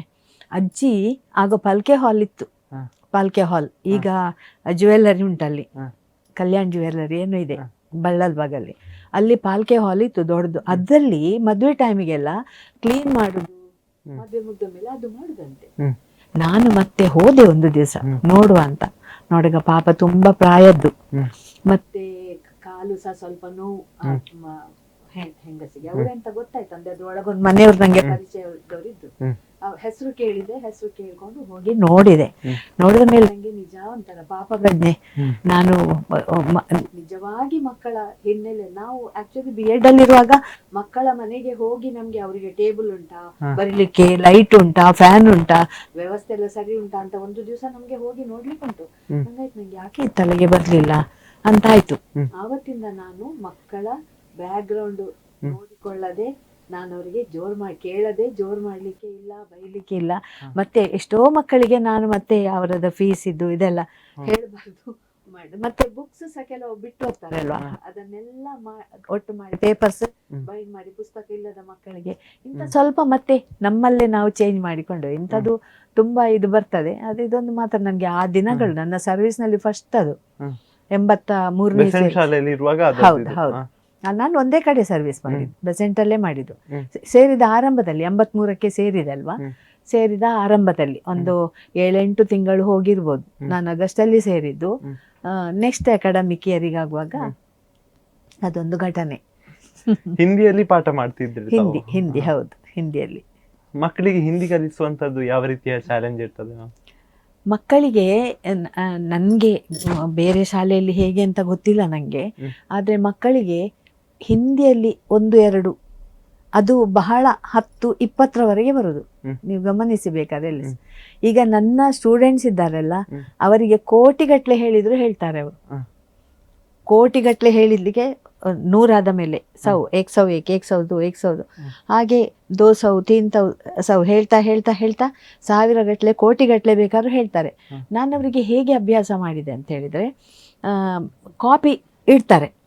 ಕಾಪಿ ಇಟ್ಟು ನಾನೊಂದು 1 ಪುಟ ಬರೀಲಿಕ್ಕೆ, ಮತ್ತೆ ಅದರಲ್ಲಿ ಒಂದೊಂದೇ ಗೆರೆ ಕಮ್ಮಿ ಮಾಡ್ತಾ ಬರೋದು. ಅವರಿಗೆ ಗುಡ್ ಸಿಕ್ಕಬೇಕು. ಗುಡ್ ಸಿಕ್ಕಿದ ಮೇಲೆ 1 ಗೆರೆ ಕಮ್ಮಿ. ಒಂದು ಪೇಜಲ್ಲಿ 8 ಗೆರೆಯನ್ನ ಇತ್ತು. 8 ಗೆರೆ ಇಲ್ಲ ಅಂದ್ರೆ ಆಚೆದ 2 ಗೆರೆ ತಗೊಳ್ಬೇಕು ಅವರು. ಒಂದೊಂದೇ ಗೆರೆ ಕಮ್ಮಿ ಮಾಡ್ತಾ ಬರ್ತಾರೆ. ಅವ್ರಿಗೆ ಆಗ ಇಂಟ್ರೆಸ್ಟ್ ಆಗ್ತದೆ, ಚಂದ ಮಾಡಿ ಬರ್ತಾರೆ. ಓವರ್ ರೈಟಿಂಗ್ ಇಲ್ಲ, ಮತ್ತೆ ಚಿತ್ತು ಮಾಡೋದಿಲ್ಲ, ಸ್ಪೆಲ್ಲಿಂಗ್ ಮಿಸ್ಟೇಕ್, ಗಮನ ಇಟ್ಟು 3 ಗೆರೆಗೆ ತಾಗಬೇಕು, ಹೀಗೆ ಬರೆಸ್ತಾ ಇದೆ. ಹಾಗೆ ಅವರು ಅದನ್ನು ಫಾಲೋ ಮಾಡ್ತಾ ಇದ್ರು. ಮತ್ತೆ ಒಂದೊಂದು ಗೆರೆ ಕಮ್ಮಿ ಬಂದ್ರೆ ಒಂದೇ ಗೆರೆ ಇರುವಾಗ ಅವರಿಗೆ ಖುಷಿ ಆಗೋದು. ಯಾರು ಮೊದಲಾಯ್ತು ಅವರಿಗೆ ಒಂದು ಪ್ರೈಸ್ ಸಹ ಇತ್ತಾಗ. ಹೀಗೆ ಮಾಡ್ತಿದ್ದೆ. ಆ ಕಾಪಿಗೆ ರೈಟ್ ಹಾಕಿ ನನ್ನ ಸಿಗ್ನೇಚರ್ ಹಾಕಿ ಡೇಟ್ ಹಾಕ್ತೇನೆ. ಅದರ ಒಳಗೆ ಅವರ ಹೆಸರು ಹೇಳಿದ ಕೂಡಲೇ ಅವ್ರು ಎದ್ದು ನಿಲ್ಬೇಕು. 1 2 3 4 ಹೇಳ್ಬೇಕು. ಎಷ್ಟು ಬೇಗ ಅಷ್ಟು ಬೇಗ ಹೇಳ್ತಾರೆ. ಒಂದು ದಿವಸ, ಒಂದು ವಾರ 10ರವರೆಗೆ ಆದರೆ ಮತ್ತೊಂದು ವಾರ 1ರಿಂದ 20ರವರೆಗೆ. ಅದು ಒಬ್ರು 10ರವರೆಗೆ ಹೇಳಲಿಕ್ಕಿಲ್ಲ, ಅವರದ್ದು ಸೈನ್ ಹಾಕುವವರೆಗೆ ಮಾತ್ರ. ಅದಾದ ಕೂಡಲೇ ಇನ್ನೊಬ್ಬರ ಹೆಸರು ಕರೆಯುವಾಗ ಅಲ್ಲಿಂದ ಅವ್ರು ಕಂಟಿನ್ಯೂ ಮಾಡಬೇಕು. ಹೀಗೆ ಮಾಡ್ತಾ ಇದ್ದೆ. ಹಾಗೆ ಅವರಿಗೆ ಅದು ಖುಷಿ ಇತ್ತು. ಅದೊಂದು ಚಾಲೆಂಜ್ ಆಗಿ ಹೋಗ್ತಲೇ. ಯಾಕಂದ್ರೆ ಇಂಥದ್ದು ಕಲಿಸುವಂಥದ್ದು ಬಹಳ ಮೆಥಡ್ಗಳಿರ್ತವೆ. ಮತ್ತು ಮಕ್ಕಳು ಇದು ಪ್ರಾಜೆಕ್ಟ್ ಹೇಳಿ ಈಗ ಸಹ ಸೈಬರಿಗೆಲ್ಲ ಹೋಗುವಂಥದ್ದು. ಆದರೆ ನಾನು ಅವರನ್ನು ನನ್ನ ಸಬ್ಜೆಕ್ಟಿಗೆ ಎಂದು ಸೈಬರಿಗೆ ಕಳಿಸಿಲ್ಲ. ನಾನು ಮನೆಯಲ್ಲಿ ಸಿಕ್ಕುವಂಥ ಅಡುಗೆ ಸಾಮಾನುಗಳು, ತರಕಾರಿಗಳು, ಅದನ್ನೆಲ್ಲ ಒಂದು ತೊಟ್ಟೆಯಲ್ಲಿ, ಈಗ ಸಾಸಿವೆ, ಮೆಣಸು, ಇದು ಜೀರಿಗೆ, ಕೊತ್ತಂಬರಿ, ಇದನ್ನೆಲ್ಲ ಒಂದು ಸಣ್ಣ ಸಣ್ಣ ಪ್ಲಾಸ್ಟಿಕ್ ತೊಟ್ಟೆಗೆ ಹಾಕಿ ದೊಡ್ಡ ಒಂದು ಚಾರ್ಟ್ ಮಾಡಿ ಅದಕ್ಕೆ ಅಂಟಿಸ್ಲಿಕ್ಕೆ, ಮತ್ತು ಅದರ ಕೆಳಗಿಂದ ಅದರ ಹೆಸರು ಹಿಂದಿಯಲ್ಲಿ ಬರೀಬೇಕು. ಅದೊಂದು ಅವರಿಗೆ ಖುಷಿ ಇತ್ತು. ಎಲ್ಲರೂ ಚಂದ ಚಂದ ಚಂದ ಮಾಡಿಕೊಂಡು ಅವರೇ ಮಾಡೋದಲ್ವಾ. ಸೈಬರಿಗೆ ಹೋದರೆ ಅವರು ಜೆರಾಕ್ಸ್ ಮಾಡಿ ಕೊಡ್ತಾರೆ, ಅದನ್ನು ತರೋದು ಇವ್ರು ಇಡೋದು. ಇವರಿಗೇನು ಕ್ರಿಯೇಟಿವಿಟಿ ಇರೋದಿಲ್ಲ. ಇದೊಂಥರ ಅವರು ಚಾಲೆಂಜ್ ಆಗಿ ತಗೊಳ್ತಾರೆ. ಮತ್ತು ತುಂಬ ಆ ಪ್ಲಾಸ್ಟಿಕಲ್ಲಿ ಮಾಡ್ಲಿಕ್ಕೆ ಆಗುದಿಲ್ಲ ಅಂತ ಇದ್ದವರು ಅಲ್ಲಿಗೆ ಒಂಚೂರು ಗಮ್ಮ ಅಥವಾ ಅನ್ನ ಅಂಟಿಸಿ, ಅವರಿಗೆ ನಾನು ಹೇಳ್ತೇನೆ ಅನ್ನವನ್ನು ಅಂಟಿಸಿ ಅದರ ಮೇಲೆ ಸ್ಪ್ರೆಡ್ ಮಾಡಿಬಿಡಿ, ಅದು ನಿಲ್ತದೆ ಅಂತ. ಹಾಗೆ ಮತ್ತು ಈ ಮೊದಲಿನ ಕಾಯಿನ್ಸ್ ಇದೆ, 1 ರೂಪಾಯಿ, 1 ಪೈಸೆ, 2 ಪೈಸೆ, 5 ಪೈಸೆ, ಹೀಗೆ ಇಲ್ಲ ಅದು 5 ಪೈಸೆ, 10 ಪೈಸೆ, ಹೀಗೆ ಇದನ್ನೆಲ್ಲ ಅವರು ಅಂಟಿಸುದು. ಅದರ ಕೆಳಗೆ 1 ಪೈಸಾ 2 ಪೈಸಾ ಬರೆಯುವುದು. ಮತ್ತು ದೊಡ್ಡ ನೋಟ್ ಆದರೆ ಅದನ್ನು ಜೆರಾಕ್ಸ್ ಮಾಡಿ ತಗೊಂಡು ಬಂದು ಅಂಟಿಸ್ತಾ ಇದ್ರು. ಹೀಗೆ ಇದು ಪ್ರಾಜೆಕ್ಟ್ ವರ್ಕಿಗೆ ಕೊಡ್ತಾ ಇದ್ದದ್ದು ಕ್ರಮ. ಈಗ ಮಕ್ಕಳಿಗೆ ಮಾಡ್ತಾರೆ, ಮಕ್ಕಳಿಗೆ ಮಾಡಿಸ್ಲಿಕ್ಕೆ ಆಗ್ತದೆ. ಹೌದು. ನಾನೀಗ ವಿಭಿನ್ನ ಕಲಿಕಾ ಸಾಮರ್ಥ್ಯ ಇರುವಂತಹ ಮಕ್ಕಳು ಇರ್ತಾರೆ. ಕೆಲವೊಬ್ರು ಟಾಪರ್ ಆಗಿದ್ರೆ, ಕೆಲವೊಬ್ರು ಎವರೇಜ್ ಆಗಿರ್ತಾರೆ. ಈ ಎವರೇಜ್ ಮಕ್ಕಳಿಗೆ ಯಾವ ರೀತಿಯಾಗಿ ಕಲಿಸ್ತೀರಾ ಅಂತ? ಟಾಪರ್ ಮಕ್ಕಳಿಗೆ, ಇವರಿಗೆ ಎವರೇಜ್ ಮಕ್ಕಳಿಗೆ ಬೇರೆ ನಾವು ಎಕ್ಸ್ಟ್ರಾ ಕ್ಲಾಸ್ ತಗೊಳ್ತಿದ್ದು ಎವರೇಜ್ ಮಕ್ಕಳಿಗೆ. ಮತ್ತೆ ಅವರಿಗೆ ಹೇಳ್ತೇವೆ, ನೀವು ಆ ದಿವಸ ಯಾರು ಹೇಳ್ಬೇಕು ಅವರು ಮಾತ್ರ ಉತ್ತರ ಹೇಳ್ಬೇಕು, ನೀವು ಹೇಳಬಾರ್ದು. ಮತ್ತೆ ಅವರ ಜೊತೆಗೆ ಈ ಮಕ್ಕಳನ್ನು ಸೇರಿಸಿ ಅವ್ರ ಹತ್ರವೇ ಕಲಿಸ್ಲಿಕ್ಕೆ ಹೇಳ್ತೇವೆ. ನಾವು ಬೊಬ್ಬೆ ಹಾಕಿ ಕಲಿಸೋಕ್ಕಿಂತ ಮಕ್ಕಳೇ ಅವ್ರು ಅರ್ಥ ಮಾಡಿಕೊಡುವಾಗ ಇವರಿಗೆ ಅರ್ಥ ಆಗ್ತದೆ. ಹಾಗೆ ಮಾಡ್ತಾ ಇದ್ದು. ಮತ್ತೆ ಅವರಿಗೆ ವಾರ ಟೆಸ್ಟ್ ಮಾಡ್ತಾ ಇತ್ತು. ಇವರಿಗೆ ಸಹ ಟೆಸ್ಟ್ ಮಾಡ್ತಿದ್ದು, ಅವರಿಗೆ ಟೆಸ್ಟ್ ಯಾರು ಪಾಸ್ ಆಗ್ತಾರೆ ಅವರು ಈ ಉಳಿದ ಮಕ್ಕಳಿಗೆ ಕಲಿಸ್ಬೇಕು. ಅದನ್ನು ನಾವು ನೋಡ್ತೇವೆ, ಮತ್ತೆ ಚೆಕ್ ಮಾಡ್ತೇವೆ. ಮತ್ತು ಅವರಿಗೆ ಸಾಧ್ಯವೇ ಇಲ್ಲ ಅಂತ ಮಕ್ಕಳಿಗೆ, ಎಷ್ಟೋ ಮಕ್ಕಳಿಗೆ ಪ್ರೈಮರಿಯಿಂದ ಬಂದ ಮಕ್ಕಳಿಗೆ ಆ ಇಂದ ಕಲಿಸಿದ್ದು ಇದೆ. ಫಸ್ಟಿಗೆ ಬರೆಸೋದು ಒಂದು 4-5 ತಿಂಗಳು ಅದನ್ನೇ ಹಿಂದಿಯಲ್ಲಿ ಆ ಇ ಬರೆಸಿ ಎಲ್ಲ ಕಾಗುಣಿತ, ವ್ಯಂಜನಾಕ್ಷರ, ವರ್ಗೀಯ ವ್ಯಂಜನ ಇದನ್ನೇ ಬರೆಸೋದು ಫಸ್ಟಿಗೆ. ಮತ್ತು ನಾವೇ ಶಬ್ದಗಳನ್ನು ಕೊಡೋದು, ಅದನ್ನೇ ಬರೆಸೋದು. ಹೀಗೆಲ್ಲ ಮಾಡಿ ಅವರಿಗೆ ಮತ್ತೆ ಅಕ್ಷರಗಳನ್ನು ಕೊಟ್ಟು ಅಕ್ಷರ ಜೋಡಿಸಿ ಒಂದು ಶಬ್ದ ಮಾಡೋದು, ಅರ್ಥ ಇರುವ ಶಬ್ದ. ಅಥವಾ ಅರ್ಥ ಇಲ್ಲದಿದ್ದು ತೊಂದರೆ ಇಲ್ಲ, ನೀವು ಓದಬೇಕು ಅದನ್ನು ಬರೆದು. ಹೀಗೆ ಆಗ ಅವರಿಗೆ ಒಂಥರದ್ದು ಇಂಟ್ರೆಸ್ಟಿಂಗ್ ಆಗ್ತದೆ. ಹೌದು, ಮಕ್ಕಳಿಗೆ ಆಸಕ್ತಿ ಬರುವ ಹಾಗೆ ಮಾಡಿದರೆ ಎಂತ ಸಹ ಮಾಡ್ತಾರೆ. ಮತ್ತೆ ನಮ್ಮ ಟಾಪರ್ ಮಕ್ಕಳಿದ್ರೆ, ನೋಡು ಅವನು ಕಲಿತಾನೆ, ನಿನ್ಗೆ ಕಲೀಲಿಕ್ಕೆ ಆಗುದಿಲ್ಲ, ಹೀಗೆಲ್ಲ ಕಂಪೇರ್ ಮಾಡ್ಲಿಕ್ಕಿಲ್ಲ. ಕಂಪೇರ್ ಮಾಡಿದ್ರೆ ಇವರಿಗೆ ನಮ್ಗೆ ಈ ಜನ್ಮದಲ್ಲಿ ನಾವು ಇದು ಅವನಾಗೆ ಆಗ್ಲಿಕ್ಕೆ ಮನಸ್ಥಿತಿ ಖಂಡಿತ ಅವನ ಹಾಗೆ ಆಗ್ಲಿಲ್ಲ ಅಂದ್ರೆ ನಾನು ಈ ಜನ್ಮದಲ್ಲಿ ಆಗ್ಲಿಕ್ಕಿಲ್ಲ. ಯಾಕಂದ್ರೆ ನಮ್ಮಲ್ಲಿ ಮಕ್ಕಳು ಬೇರೆ ಬೇರೆ ಇದರಿಂದ ಬರ್ತಾ ಇದ್ದವ್ರು, ಇದು ಬೇರೆ ಬೇರೆ ರೀತಿಯ ಪರಿಸ್ಥಿತಿಯಿಂದ. ಕೆಲವು ಮಕ್ಕಳು ನನಗೆ ಗೊತ್ತಿದ್ದಾಗೆ ಬೇರೆಯವರ ಮನೆಯಲ್ಲಿ ಕೆಲಸ ಮಾಡಿ ಸಹ ಬರ್ತಾ ಇದ್ರು. ಬೇರೆಯವರ ಮನೆಯಲ್ಲಿ ಬೆಳಗ್ಗೆ ಹೋಗಿ ಗುಡಿಸಿ ಒರೆಸಿ ವರ್ಕ್ ಮಾಡಿ ಶಾಲೆಗೆ ಬರ್ತಾ ಇದ್ರು. ಮತ್ತೆ ಹುಡುಗರು ಸಹ ಹಾಗೆ, ಈ ಕರಾವಳಿ ಉತ್ಸವ ಎಲ್ಲ ಆದಾಗ ಅಲ್ಲಿ ಹೋಗಿ ಅಂಗಡಿಯಲ್ಲಿ ಸಂಜೆ ಹೊತ್ತು, ಅದಕ್ಕೆ ಹುಷಾರಿದ್ದ ಮಕ್ಕಳು ಸಹ ಕಷ್ಟದಿಂದ ಬಂದವರು ಸ್ವಲ್ಪ ಏನೋ 4 ಕಾಸು ಸಿಗ್ತದೆ ಅಲ್ವಾ ಅಂತ ಅವ್ರಿಗೆ ಏನೋ ಯಾವ್ದಕ್ಕಾದ್ರೆ ಆಗ್ತದೆ ಅಲ್ವಾ ಅಂತ. ಮತ್ತೆ ಅದು ನನಗೆ ಭಯ ಆಗ್ತಿದ್ದದ್ದು, ಅದೇ ಅಭ್ಯಾಸ ಆದ್ರೆ ಹೀಗೆ ಮಾಡಿದೆ ಹಣ ಬರ್ತದೆ, ಇಲ್ಲಿ ನಿಲ್ಲಿಸಿ ಬಿಟ್ಟು ಅದಕ್ಕೆ ಹೋಗ್ತಾರ ಅಂತ ಇತ್ತು. ಸುಮಾರು ಮಕ್ಕಳನ್ನ ಹಾಗೆ ನೀವು ಅದು ಮಾಡಿ, ಆದ್ರೆ ರಾತ್ರಿ ನಿದ್ದೆ ಕೆಟ್ಟೆಲ್ಲ ಹೋಮ್ವರ್ಕ್ ಎಲ್ಲ ಬಾಕಿ ಇಟ್ಟು ಬರ್ಲಿಕ್ಕಿಲ್ಲ. ಗೈಡೆನ್ಸ್, ಮಾರ್ಗದರ್ಶನ ಕೊಟ್ರೆ ಮಕ್ಕಳು ಇರ್ತಾರೆ. ಹೌದು. ನೀವು ಬೆಸೆಂಟ್ ಶಾಲೆಗೆ ಬರ್ತೀರಾ, ಆ ಬೆಸೆಂಟ್ ಶಾಲೆಯಲ್ಲಿದ್ದಂತಹ ಪ್ರಾಂಶುಪಾಲ ನಿಮ್ಮ ಒಂದು ಒಡನಾಟ ಹೇಗಿತ್ತು ಅಂತ? ನಮ್ಮದು ನಾನು ಸೇರುವಾಗ 83ರಲ್ಲಿ ಅದು ಕಾಂಪೋಸಿಟೆಡ್ ಹೈಸ್ಕೂಲು ಮತ್ತೆ ಕಾಲೇಜಿ ಒಟ್ಟಿಗೆ. ನಮಗೆ ಮುಖ್ಯೋಪಾಧ್ಯಾಯಿನಿ ಅಂತ ಇರಲಿಲ್ಲ, ಅದು ಮತ್ತೆ ಬೈಫರ್ಕೇಟ್ ಆದ ಮೇಲೆ ಮುಖ್ಯೋಪಾಧ್ಯಾಯರು, ಕಾಲೇಜ್ ಬೇರೆ ಹೈಸ್ಕೂಲ್ ಬೇರೆ. ಒಂದು ಸಲ ರೂಲ್ಸ್ ಬಂದಾಗ ಹಾಗೆ ಆಯಿತು. ನಾನು ಸೇರುವಾಗ ಮಾಧವಾಚಾರ್ ಅಂತ ಇದ್ರು, ಒಳ್ಳೆ ವ್ಯಕ್ತಿ ಅವರು ಪ್ರಾಂಶುಪಾಲರಾಗಿದ್ರು. ಆಮೇಲೆ ಸುಶೀಲಾ ರಾವ್ ಬಂದರು, ಮತ್ತೆ ಪ್ರಭಾಕರ್ ಜೋಶಿ ಅವರು, ಡಾಕ್ಟರ್ ಪ್ರಭಾಕರ್ ಜೋಶಿ ಅವರು ಬಂದರು. ಸುಮಾರು ಜನ 4-5 ಜನ ಪ್ರಿನ್ಸಿಪಾಲರಾಗಿ ಹೋಗಿದ್ದಾರೆ. ಅದರಲ್ಲಿ ಎಲ್ಲರೂ ತುಂಬ ನಮಗೆ ಸಹಕಾರ ಕೊಟ್ಟವರೇ. ಆದರೆ ಪ್ರಭಾಕರ್ ಜೋಶಿ ಅವರ ಕಾಲದಲ್ಲಿ ಬಹಳಷ್ಟು ನಮಗೆ ಒಂಥರ ಫ್ರೀಡಮ್ ಇತ್ತು, ಒಂದು ಹೆದರಿಕೆ ಅಂಜಿಕೆ ಇರಲಿಲ್ಲ. ಅವರು ನಮ್ಮ ಸ್ಟಾಫ್ ರೂಮಿಗೆ ದಿನಾಲು ಒಂದು ಸಲ ಭೇಟಿ ಕೊಡ್ಲಿಕ್ಕೆ ಉಂಟು. ಅವರು ಬರ್ತಾರೆ ಹೇಳುವಾಗ ನಮಗೆ ಹೆದರಿಕೆ ಸಹ ಇಲ್ಲ, ಯಾಕಂದರೆ ಆ ರೀತಿ ಅವರ ವ್ಯಕ್ತಿತ್ವ. ಅವ್ರು ಬಂದಾಗ ನಮಗೆ ಸಂತೋಷ ಆಗ್ತಿತ್ತು. ಅವರು ಬಂದು ಕೂತ್ಕೊಂಡ್ರೆ, ಒಂದು ಸೋಫಾ ಸೆಟ್ ಇತ್ತು ಮಧ್ಯದಲ್ಲಿ, ಬಂದವರಿಗೆ ಕೂತ್ಕೊಳ್ಳಿಕ್ಕೆ ನಾವು ರೌಂಡಲ್ಲಿ ಟೀಚರ್ಸ್. ಅವರು ಬಂದು ಕೂತಾಗ ಅದು ಸಾಮಾಜಿಕವಾಗಿ ಮಾತುಕತೆ, ಆಮೇಲೆ ಅದು ಧಾರ್ಮಿಕಕ್ಕೆ ಬರ್ತದೆ, ಮತ್ತೆ ಅದು ಸಾಹಿತ್ಯಕ್ಕೆ ಬರ್ತದೆ. ಬಹಳಷ್ಟು ನಾಲೆಜ್ ಸಿಗ್ತಾ ಇತ್ತು ಅವರು ಬಂದ್ರೆ, ಒಂದು ಲೈಬ್ರರಿ ಬಂದ ಹಾಗೆ. ಅವ್ರು ಇರುವುದೊಂದು ದಿನಕ್ಕೆ ಒಂದು 1/4 ಗಂಟೆ 10 ನಿಮಿಷ ಕೆಲಸದ ಒತ್ತಡ ಇರ್ತದೆ ಅವರಿಗೆ. ಆದ್ರೆ ಅವರದ್ದೊಂದು, ನಾನು ಯಾವಾಗ್ಲೂ ಹೇಳಿಕೊಂಡು, ಅವರ ಸಮಯ ಒಂದು ಅದು ಸುವರ್ಣ ಯುಗ ನಮ್ಗೆ ಅಂತ. ನಮ್ಮ ಕನ್ನಡ ಹೈಸ್ಕೂಲ್ ಅನ್ನು ಎಲ್ಲಿ ಸಹ ಬಿಟ್ಟು ಕೊಡ್ತಿರ್ಲಿಲ್ಲ ಅವರು. ನಮ್ಮದು ಕನ್ನಡ ಹೈಸ್ಕೂಲ್ನ ಮಕ್ಕಳು ಎಲ್ಲೆಲ್ಲಿಂದ ಬರುವರು. ನಾನು ಆಗ್ಲೇ ಹೇಳಿದೆ ಅಲ್ಲ, ಅದರದ್ದು ಆರ್ಥಿಕ ಪರಿಸ್ಥಿತಿ ಬಹಳ ಕೆಟ್ಟದಾಗಿರ್ತದೆ. ಮತ್ತೆ ಮನೆಯಲ್ಲಿ ತಂದೆ ತಾಯಿ ವಿದ್ಯಾವಂತರಾಗಿರುವುದಿಲ್ಲ. ಮಕ್ಕಳು ಶಾಲೆಗೆ ಹೋಗುವುದಕ್ಕಿಂತ ಹೆಚ್ಚು ಕೆಲಸ ಮಾಡಿದ್ರೆ ಅವರಿಗೆ ಖುಷಿ, ಕೆಲಸ ಮಾಡಿ ಹಣ ಸಂಪಾದಿಸಿ ತಂದ್ರೆ ಖುಷಿ. ಇಂಥ ಪರಿಸ್ಥಿತಿಯಲ್ಲಿರುವಾಗ ಇವರು ನಮ್ಮ ಕನ್ನಡ, ಅವರು ಬಾಯಲ್ಲಿ ಯಾವಾಗಲೂ ಬರುವ ಒಂದು ಮಾತು, ಮಲತಾಯಿ ಧೋರಣೆ ಮಾಡಬಾರ್ದು ಅಂತ. ಕನ್ನಡ ಮೀಡಿಯಂ, ಇಂಗ್ಲಿಷ್ ಮೀಡಿಯಂ, ಮಲತಾಯಿ ಧೋರಣೆ ಮಾಡಬಾರ್ದು ಅಂತ ಅವರು ಯಾವ ರೀತಿ ನಮಗೆ ಸ್ಫೂರ್ತಿ ಕೊಡ್ತಿದ್ರಂತೆ. ಅಂದರೆ ನಮಗೆ ಇನ್ನೂ ಜಾಸ್ತಿ ಪಾಠ ಮಾಡಬೇಕು, ಜಾಸ್ತಿ ರಿಸಲ್ಟ್ ಬರಲಿಕ್ಕೆ ಪ್ರಯತ್ನ ಮಾಡಬೇಕು ಹೇಳುವಂಥದ್ದೊಂಥರ ಹುಮ್ಮಸ್ಸು ಬರ್ತಿತ್ತು. ಹಾಗೆ ಒಂದು ಸಲ ಯಾವುದೋ ಒಂದು ಮೀಟಿಂಗಲ್ಲಿ ಮಾತುಕತೆ ಬಂದಾಗ, ನಮ್ಮ ಇಂಗ್ಲೀಷ್ ಮೀಡಿಯಮ್ ಜಾಸ್ತಿ ಪರ್ಸೆಂಟೇಜ್ ಬರ್ತದೆ, ಕನ್ನಡ ಮೀಡಿಯಂ ಪರ್ಸೆಂಟೇಜ್ ಏನು ಒಂದು 80-85 ಬರ್ತಿತ್ತು ಆಗ. ಅದು ಜಾಸ್ತಿಯೇ ಆ ಲೆಕ್ಕದಲ್ಲಿ. ಮಕ್ಕಳಿಗೆ ಎಷ್ಟೋ ಸಲ ನಾವು ತಂದ ಕ್ಯಾರಿಯರನ್ನು ಹಂಚಿಕೊಟ್ಟದ್ದು ಸಹ ಉಂಟು.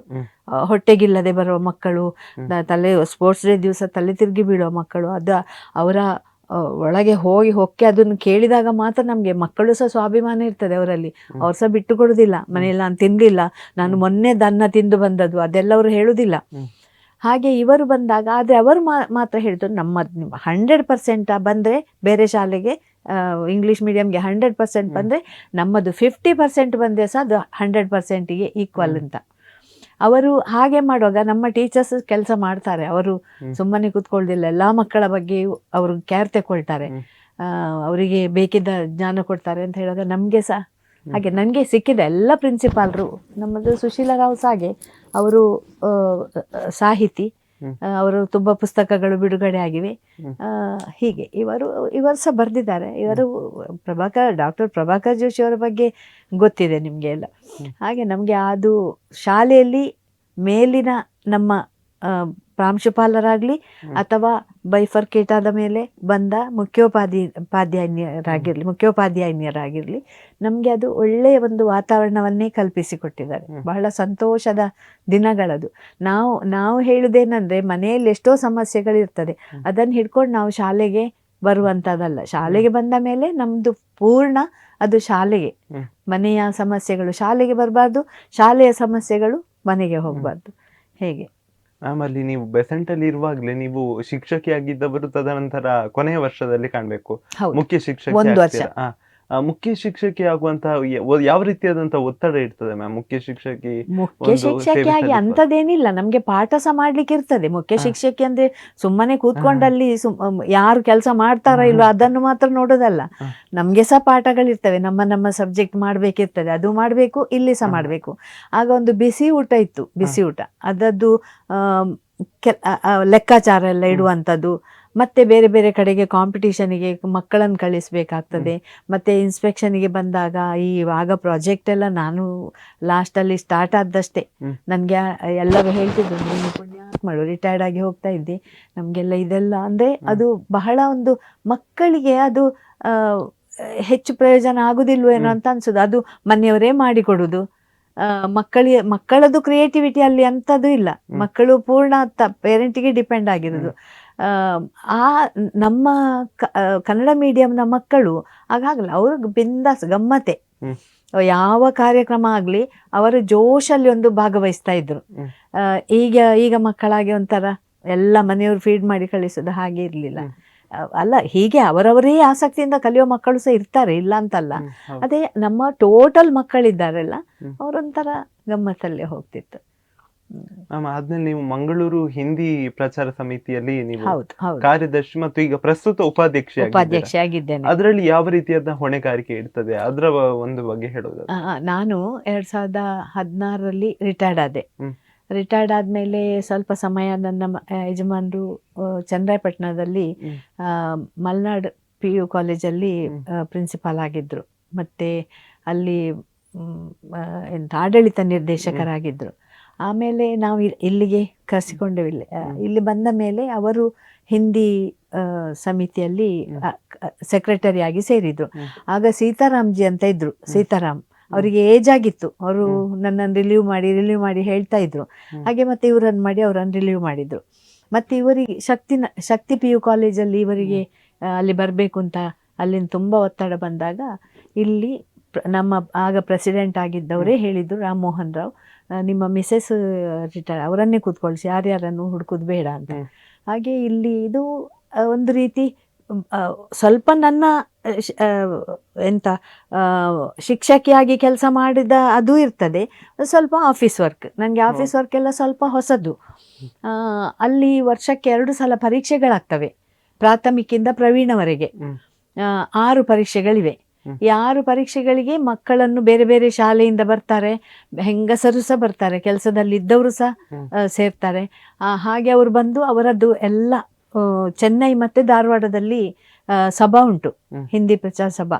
ಅಲ್ಲಿಗೆ ಅಪ್ಲಿಕೇಶನ್ಸ್ ಎಲ್ಲ ಕಳಿಸ್ಬೇಕು, ಫೀಸ್ ಕಟ್ಟಬೇಕು. ಹೀಗೆ ಅವರನ್ನು ಪರೀಕ್ಷೆಗೆ ತಯಾರಿ ಮಾಡೋದು.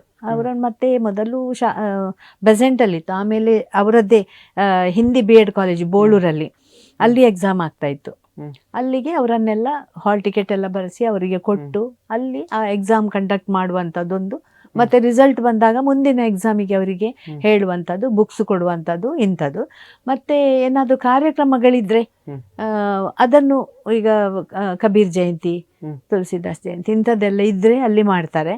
ಆಗ ಅದದ್ದು ಸ್ವಲ್ಪ ಜವಾಬ್ದಾರಿ. ಮತ್ತೆ ಟೀಚರ್ಸಿಗೆ ಸ್ವಲ್ಪ ಹಿಂದಿಯ ಬಗ್ಗೆ ಕಾರ್ಯಾಗಾರ ಮಾಡ್ತಾರೆ, ಕಮ್ಮಟ. ಆಗ ಸ್ವಲ್ಪ ಕೆಲಸಗಳಿರ್ತವೆ. ಅಂತೂ ಇಡೀ ವರ್ಷ ಕೆಲಸ ಇರ್ತದೆ. ಮತ್ತೆ ಕಲೆ ಮತ್ತು ಒಂದು ಸಾಹಿತ್ಯಕ್ಕೆ ಮೀಸಲಾಗಿರುವಂತಹ ruhari.com, ಇದರಲ್ಲಿ ನೀವು ಪ್ರಧಾನ ಸಂಪಾದಕಿಯಾಗಿ ಇದು ಮಾಡ್ತೀರಾ. ಇದರ ಒಂದು ದೃಷ್ಟಿಕೋನ ಮತ್ತು ಉದ್ದೇಶ ಏನು ಅಂತ? ಉದ್ದೇಶ ಅಂದ್ರೆ, ಇದು ಮೊದಲು ಹಾರ್ಡ್ ಕಾಪಿ ಬರ್ತಾ ಇತ್ತು. ನನ್ನ ಯಜಮಾನರು ಆರಂಭ ಮಾಡಿದ ಕಲೆ ಮತ್ತೆ ಸಾಹಿತ್ಯಕ್ಕೆ ಅಂತಲೇ ಒಂದು ಪತ್ರಿಕೆ, ಬೇರೆಲ್ಲ ಬರ್ತದೆ, ಧಾರ್ಮಿಕದ್ದು ಅದು ಇದೆಲ್ಲ ಪತ್ರಿಕೆಗಳು ಇವೆ. ಇದು ಕಲೆ ಮತ್ತೆ ಸಾಹಿತ್ಯಕ್ಕೆ ಸಂಬಂಧಪಟ್ಟ ಪತ್ರಿಕೆ ಬೇಕು ಅಂತ ಅವರು ಆರಂಭ ಮಾಡಿದ್ದು. ಆಮೇಲೆ ಸ್ವಲ್ಪ ಅದು ಕಮ್ಯುನಿಕೇಶನ್ ಅಲ್ಲಿ ಹೋಗ್ಲಿಕ್ಕೆ ಬರ್ಲಿಕ್ಕೆ, ಡೆಲ್ಲಿಗೆ ಹೋಗ್ಬೇಕಿತ್ತು ರಿನ್ಯೂವಲ್ಗೆ. ಅದು ಒಮ್ಮೆ ರಿನ್ಯೂವಲ್ ಆಯಿತು ಅಂತ ಆಗುವಾಗ ಪುನೊಮ್ಮೆ ಬರ್ಲಿಕ್ಕೆ ಹೇಳಿದ್ರು. ಆಗ ಅವ್ರು ಸರ್ವಿಸಲ್ಲಿದ್ದರು.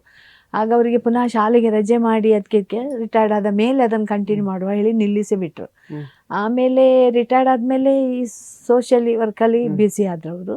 ಆಮೇಲೆ ಅದು ನಿಂತು ಹೋಯಿತು. ಅದನ್ನೀಗ ನನ್ನ ಮಗ ಅದನ್ನು ನಾವು ಪುನಃ ಅದನ್ನು ಮಾಡುವ. ಹಾರ್ಡ್ ಕಾಪಿ ಮಾಡಲಿಕ್ಕೆ ತುಂಬ ಕಷ್ಟ ಉಂಟು.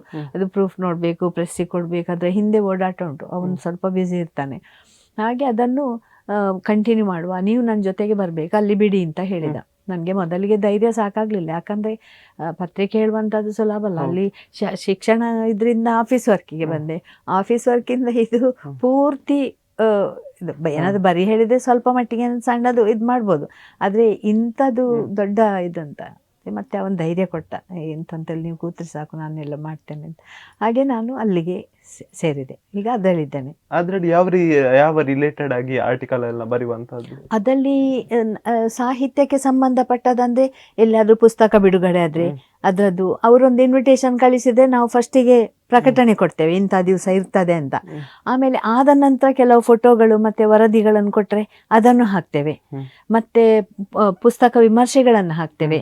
ಮತ್ತು ಯಾರ್ದಾದ್ರೂ ಒಳ್ಳೆ ಕಥೆಗಳು, ಕವನ ಸಂಕಲನಗಳೆಲ್ಲ ಇದ್ದರೆ ಅದನ್ನು ಹಾಕ್ತೇವೆ. ಮತ್ತೆ ಒಂದು ವಿಶೇಷ ಲೇಖನ ಅಂತ ಮಾಡ್ತೇವೆ. ಈಗ ಯಾರು ಸಾಹಿತಿಗಳು ಹುಟ್ಟಿದ ದಿವಸ ಅವರದ್ದೇ ಬಗ್ಗೆ ಪರಿಚಯವನ್ನು ಹಾಕುವಂಥದ್ದು, ಹೀಗೆ ಅಂಥದ್ದೆಲ್ಲ ಬರ್ತದೆ. ಮತ್ತು ಸಂಗೀತ, ನೃತ್ಯ ಕಾರ್ಯಕ್ರಮಗಳು, ಎಂತ ಅದೇ ಯಕ್ಷಗಾನ, ಕಲೆ ಮತ್ತು ಸಾಹಿತ್ಯಕ್ಕೆ ಮಾತ್ರ ಸಂಬಂಧಪಟ್ಟದ್ದು. ಈ ಒಂದು ಡಿಜಿಟಲ್ ಮಾಧ್ಯಮದ ಮುಖೇನವಾಗಿ ಒಂದು ಕಲೆ ಮತ್ತು ಸಾಹಿತ್ಯವನ್ನ ಜನರಿಗೆ ತಲುಪಿಸುವಲ್ಲಿ ಎದುರಾಗುವಂತಹ ಸವಾಲುಗಳು ಏನು ಅಂತ? ಸವಾಲುಗಳು ಅಂದರೆ, ನಮಗೆ ಇಷ್ಟವರೆಗೆ ನಮ್ದೀಗ ಆರಂಭ ಅಲ್ಲ, 2.5 ವರ್ಷ ಆಯ್ತು, ನಮ್ಗೆ ಏನು ಸವಾಲುಗಳು ಬರಲಿಲ್ಲ. ಜನರಿಗೆ ರೀಚ್ ಆಗ್ತಾ ಇದ್ದು, ಜನರೇ ನಮಗೆ ಕಳಿಸಿಕೊಡ್ತಾರೆ ಇಂಥ ಉಂಟು. ಮತ್ತು ಎಷ್ಟು ಜನ ಓದ್ತಾರೆ, ನೋಡುವವರು ಇರ್ತಾರೆ, ವೀಕ್ಷಕರು ಅದನ್ನು ಪ್ರತಿನಿತ್ಯ ನೋಡುವವ್ರ ಸಂಖ್ಯೆ ಇದೆ, ಚೆನ್ನಾಗಿದೆ. ಅಂದರೆ ಇದೊಂಥರ ಇಂಟ್ರೆಸ್ಟಿಂಗ್ ಆಗ್ತದೆ ಅಲ್ಲ ಅವರಿಗೆ. ಕಲೆ ನಮ್ಮದೇ ಇಲ್ಲಿ ಇರುವವರು ಸಹ, ನಮ್ಮದು ಹೊರದೇಶದಿಂದ ಸಹ ಅದಕ್ಕೆ ಕಮೆಂಟ್ಸ್ ಬರ್ತದೆ. ನಾವು ನಮಗೆ ಅಂಥದ್ದು ಎಂತ ಸಹ ಗೊತ್ತಾಗ್ಲಿಲ್ಲ. ಅದೇ ಸ್ವಲ್ಪ ಈ ಲೇಖನಗಳೆಲ್ಲ ಬರೀಲಿಕ್ಕೆ ಎಲ್ಲರೂ ಒಂದು ಥರ ಒತ್ತಡದಲ್ಲಿರುವವರಲ್ವಾ. ಅದು ಒಂದು ಸಾಹಿತಿಗಳ ಬಗ್ಗೆ ಏನಾದೊಂದು ವಿಶೇಷ ಲೇಖನಕ್ಕೆ ಕೊಡಿ ಅಂದರೆ ಕೆಲವರು ಕಳಿಸಿಕೊಡ್ತಾರೆ, ಕೆಲವರಿಗೆ ಸ್ವಲ್ಪ ಒತ್ತಡಗಳಿರ್ತವೆ. ಆಗ ನಾವೇ ಅದನ್ನು ಏನಾದರೂ ಮಾಡ್ತೇವೆ, ಬದ್ದಾಗ್ತೇವೆ. ಆದ್ಮೇಲೆ ಮ್ಯಾಮ್ ನೀವು ಸಂಗೀತ ಆಸಕ್ತರು ಕೂಡ, ಅದ್ರ ಬಗ್ಗೆ ಹೇಳೋದಾದ್ರೆ ಯಾರಲ್ಲಿ ಕಲ್ತ್ರಿ? ಸಂಗೀತ ಅದೇ ನಾನು ಹೇಳಿದೆಲ್ಲ, ನಮ್ಮ ಅಮ್ಮನಿಂದಲೇ ನನಗೆ ಬಂದದ್ದು. ಅಮ್ಮ ಬೆಳಗ್ಗೆದ್ದು ರಂಗೋಲಿ ಹಾಕ್ತಾರೆ, ರಂಗೋಲಿ ಹಾಕದೆ ಅವರು ನೀರು ಸಹ ಕುಡಿತಿರ್ಲಿಲ್ಲ. ಆಗ ಅವರು ಹಾಡ್ತಾರೆ, ಅವರ ಕೆಲಸ ಮಾಡುವಾಗೆಲ್ಲ ಅವರಷ್ಟೇ ಕಷ್ಟದ ದಿನಗಳು, ಆದರೆ ಅವರು ಹಾಡ್ತಾ ಮೇಲೆ ಅವರಷ್ಟಕ್ಕೆ ಗುಣುಗ್ತಾ ಇದ್ರು ಆ ಹಾಡುಗಳೆಲ್ಲ. ನನಗೆ ಫಸ್ಟಿಗೆ ನಾನೊಂದು 5ನೇ 6ನೇ ಫೋರ್ಸಿಬ್ಲಿ ನನ್ನನ್ನು ಇವತ್ತು ಡಿಬೇಟಿಗೆ ನೀನು ಹಾಡಬೇಕು ಅಂತ ಹೇಳಿದಾಗ ನಾನು ಅಲ್ಲಿ ಹೋಗಿ ಹಾಡಿದೆ. ಅದು ಒಂದು ರೀತಿ ಧೈರ್ಯ ಬಂತು ನನಗೆ. ಮತ್ತು ನಮಗೆ ಹೈಸ್ಕೂಲಿಗೆ ಬಂದ ಮೇಲೆ ಸಂಗೀತ ಟೀಚರ್ ಅಂತ ಇದ್ರು.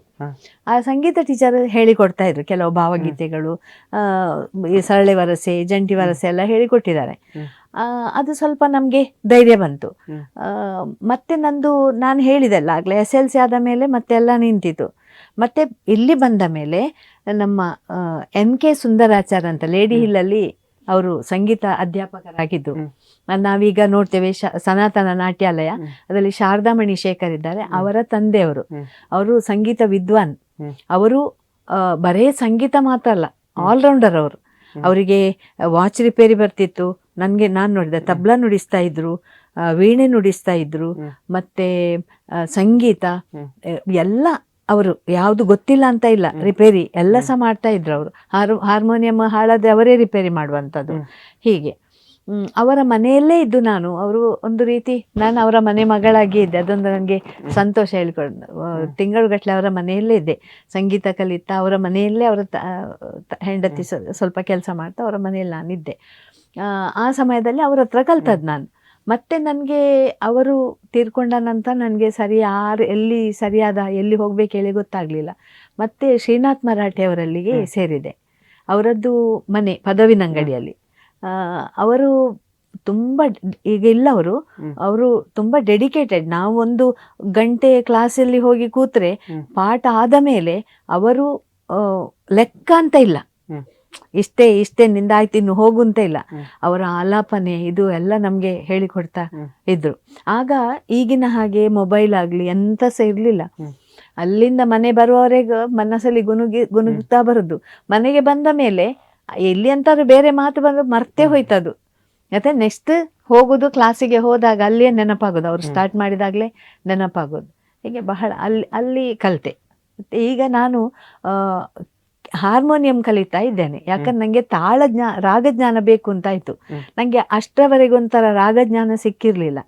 ನಾನೀಗ ದೇವರಾಜ್ ಆರ್ಯ ಅಂತ ಅವರಲ್ಲಿ ಸುಮಾರು 4-5 ವರ್ಷ ಕಲಿತಾ ಇದ್ದೇನೆ. ನನಗೆ ಈಗ ನಿಜವಾಗಿ ಬಿಡ್ಬೋದು, ಅವರು ಸಹ ತುಂಬ ಕೇರ್ ತಗೊಳ್ತಾರೆ, ತುಂಬ ನಾಲೆಜ್ ಕೊಡ್ತಾರೆ. ನನಗೆ ಈಗ ಹಾಡುಗಳಿಗೆ ರಾಗ ಹಾಕಲಿಕ್ಕೆ, ಯಾವ ರಾಗದಿಂದ ಕಂಪೋಸ್ ಮಾಡಲಿಕ್ಕೆ ನಾನು ಕಲಿತಾ ಇದ್ದೇನೆ ಈಗ. ಹೌದು, ಮೊದಲೆಲ್ಲ ರಾಗ ಸಂಯೋಜನೆ ಮಾಡ್ತಿದ್ದೆ. ಅದು ನನಗೆ ನನ್ನ ಒಂದು ನಾಲೆಜಿನ ಮೇಲೆ ಯಾವುದಾದೊಂದು ಹಾಡನ್ನು ಕೇಳುವಾಗ ಅದನ್ನು ಹೇಗೆ ಹಾಡ್ಬೋದು ಅಂತ ಹೇಳಿಕೊಂಡು ಅದನ್ನು ನಾನು ಹಾಗೆ ಮಾಡ್ತೀನಿ. ಈಗ ನಾನು ಹಾಗಲ್ಲ, ರಾಗದ ಬೇಸ್ನ ಮೇಲೆ ಅದಕ್ಕೆ ಸಂಯೋಜನೆ ಮಾಡಲಿಕ್ಕೂ ಖುಷಿ ಅನ್ನಿಸ್ತದೆ ಅದೆಲ್ಲ. ಈಗ ಎಲ್ಲಿ ಕ್ಲಾಸಿಗೆ ನಾನು ಹೋಗ್ತಾ ಇಲ್ಲ. ಸಂಗೀತ ಅಂತ ಹೇಳುವಾಗ 1-2 ಸಾಲು ಹೇಳ್ಬೋದಾ ಮ್ಯಾಮ್ ಯಾವುದಾದ್ರು? ಇದು ಡಾಕ್ಟರ್ ಪಾಲ್ತಾಡಿ ರಾಮಕೃಷ್ಣ ಆಚಾರ್ ಅಂತ ಕರ್ನಾಟಕ ತುಳು ಸಾಹಿತ್ಯ ಅಕಾಡೆಮಿಯಲ್ಲಿ ಅವರು ಅಧ್ಯಕ್ಷರಾಗಿದ್ದರು. ಈಗ ಇಲ್ಲ, ಇತ್ತೀಚೆಗೆ ಅವರು ತೀರ್ಕೊಂಡ್ರು. ಅವರು ಬರೆದ ಹಾಡು. ಅವರು ಜಾನಪದ ತಜ್ಞರು ಮತ್ತು ತುಳುವಲ್ಲಿ ತುಂಬ ಕೆಲಸ ಮಾಡಿದವರು. ನಾನು ಬೇರೆ ಹಾಡು ತರಲಿಲ್ಲ, ಇದರಲ್ಲಿ ಒಂದು ಉಂಟು ಅದನ್ನು. ಜಾಲದ ಬರಿಟಿತ್ತಿಗೋಳಿದ ಮರೊಟೊಂಜಿ ನೇಲೆಡು ತೂಂಕು ನೀರವುದೇ, ನೇಲೆಡು ತೂಂಕು ನೀರವುದೇ. ಜಾಲದ ಬರಿಟಿತ್ತಿಗೋಳಿದ ಮರೊಟೊಂಜಿ ನೇಲೆಡು ತೂಂಕು ನೀರವುದೇ, ನೇಲೆಡು ತೂಂಕು ನೀರವುದೇ. ಏರವುದೇ ನೇಲೆಡು ಕೊಲ್ಲುದು ಸೇಲೆನು ಮಾಡವಿ ಬಾಲನ ಪುರ್ಲುನು ತೂಯರದೆ ನೇಲೆಡು ಕೊಲ್ಲುದು ಸೇಲೆನು ಮಾಡವಿ ಬಾಲದ ಪುರ್ಲುನು ತೂಯರದೆ ಜಾಲದ ಬರಿಟಿತ್ತಿಗೋಳಿದ ಮರೊಟೊಂಜಿ ನೇಲೆಡು ತೂಂಕುನಿ ಏರವುದೇ ನೇಲೆಡು ಏರವುದೇ ಓಲೊಂಜಿ ದೇವತೆ ಈ ಲೋಕ ಸೇರೊಂದು ಮೂಲಿನಿ ಕುಳ್ಳುದು ಗೊಬ್ಬಳದೆ ಓಲೊಂಜಿ ದೇವತೆ ಈ ಲೋಕ ಸೇರೊಂದು ಮೂಲಿನಿ ಕುಳ್ಳುದು ಗೊಬ್ಬಳದೆ ಗಾಳಿದ ಒಯ್ಲಿಗೆ ರಾಪಿನ ಸೆರಂಗಲ ಜಾಲರಿದಂಚೆನೆ ತೋಜುಡುದೆ ಗಾಳಿದ ಒಯ್ಲಿಗೆ ರಾಪಿನ ಸೆರಂಗಲ ಜಾಲರಿದಂಚೆನೆ ತೋಜುಡುದೆ ಜಾಲದ ಬರಿಟಿತ್ತಿಗೋಳಿದ ಮರೊಟೊಂಜಿ ನೇಲೆಡು ತೂಂಕುನಿ ಏರವುದೇ ನೇಲೆಡು ತೂಂಕುನಿ ಏರವುದೇ ಅಜಬಿರು ತಂಚನೆ ತೋಜುಡು ಪೂರ್ಬುಲ ಕುಜಲನೆ ಕರಿ ಕಪ್ಪು ಮುಗಲಾಡು ಅಜಬಿರು ತಂಚನೆ ತೋಜುಡು ಪೂರ್ಪುಲ ಕುಜಲನೆ ಕರಿ ಕಪ್ಪು ಮುಗಲಾಡು ದಿಟ್ಟಿದ ನೋಟೊನೆ ಸಟ್ಟನೆ ತೀರ್ಕೊಂಡು ಒಟ್ಟೊಟ್ಟು ಮಿಂಚಿ ಪಾರುಡುದೆ ದಿಟ್ಟಿದ ನೋಟೊನೆ ಸಟ್ಟನೆ ತೀರ್ಕೊಂಡು ಒಟ್ಟೊಟ್ಟು ಮಿಂಚಿ ಪಾರುಡುದೆ ಜಾಲದ ಬರಿಟಿತ್ತಿಗೋಳಿದ ಮರೊಟೊಂಜಿ ನೇಲೆಡು ತೂಂಕುನಿ ಏರವುದೇ ನೇಲೆಡು ತೂಂಕುನಿ ಏರವುದೇ ನೇಲೆಡು ಕೊಲ್ಲುದು ಸೇಲೆನು ಮಾಡವಿ ಬಾಲನ ಪುರ್ಲುನು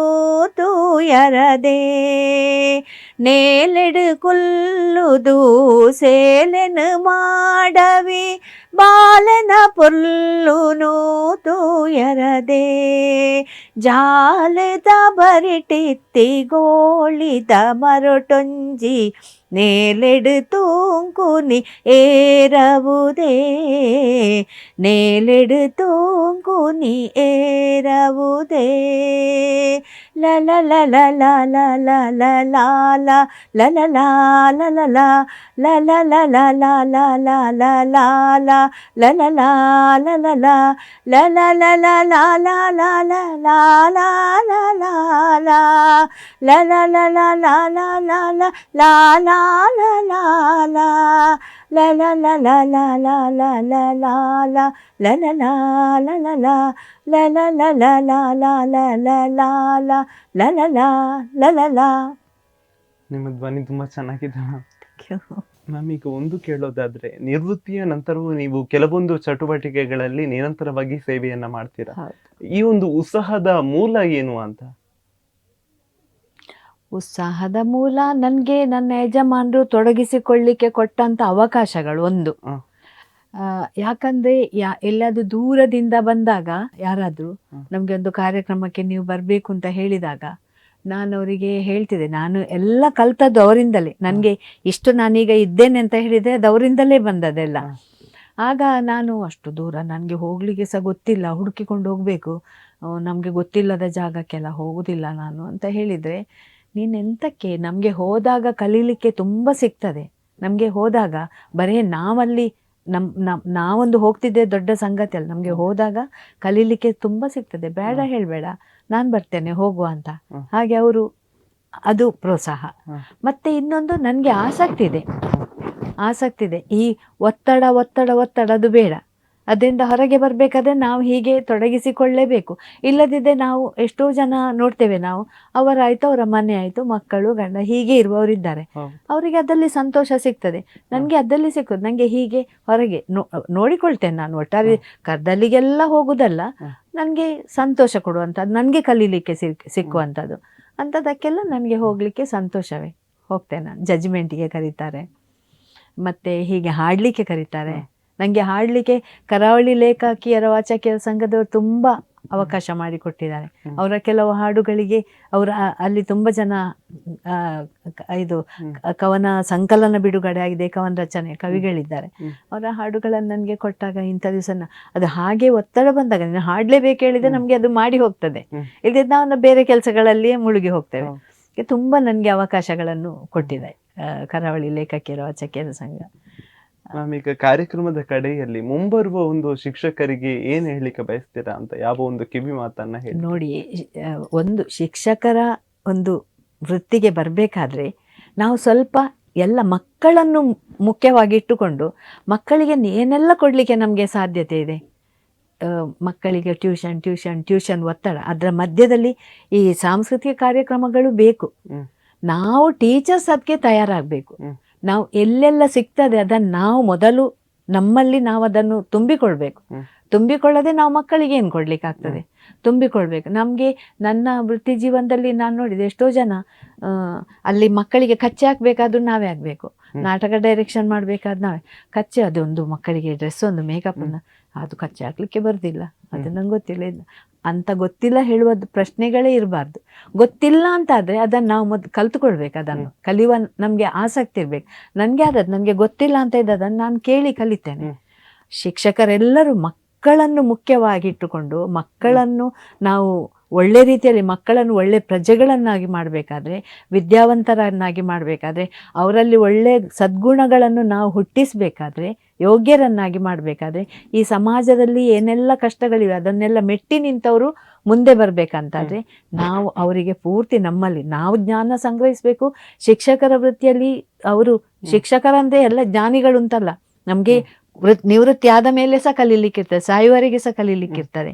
ಹಾಗೆ ಅದನ್ನು ನಾವು ತುಂಬಿಕೊಂಡು ಅದನ್ನು ಮಕ್ಕಳಿಗೆ ನಾವು ಕೊಡಬೇಕು ಅಂತ ಪ್ರಯತ್ನವನ್ನು ಮಾಡಬೇಕು. ಮಕ್ಕಳೊಟ್ಟಿಗೆ ಕುಣಿಬೇಕಾಗ್ತದೆ, ಮಕ್ಕಳೊಟ್ಟಿಗೆ ಹಾಡಬೇಕಾಗ್ತದೆ, ಕೋಪ ಸಹ ತೋರಿಸ್ಬೇಕಾಗ್ತದೆ. ಮಕ್ಕಳು ದುಃಖದಲ್ಲಿರುವಾಗ ಯಾಕೆ ಅಂತ ಕೇಳಿ ಸಮಾಧಾನ ಸಹ ಮಾಡಬೇಕಾಗ್ತದೆ.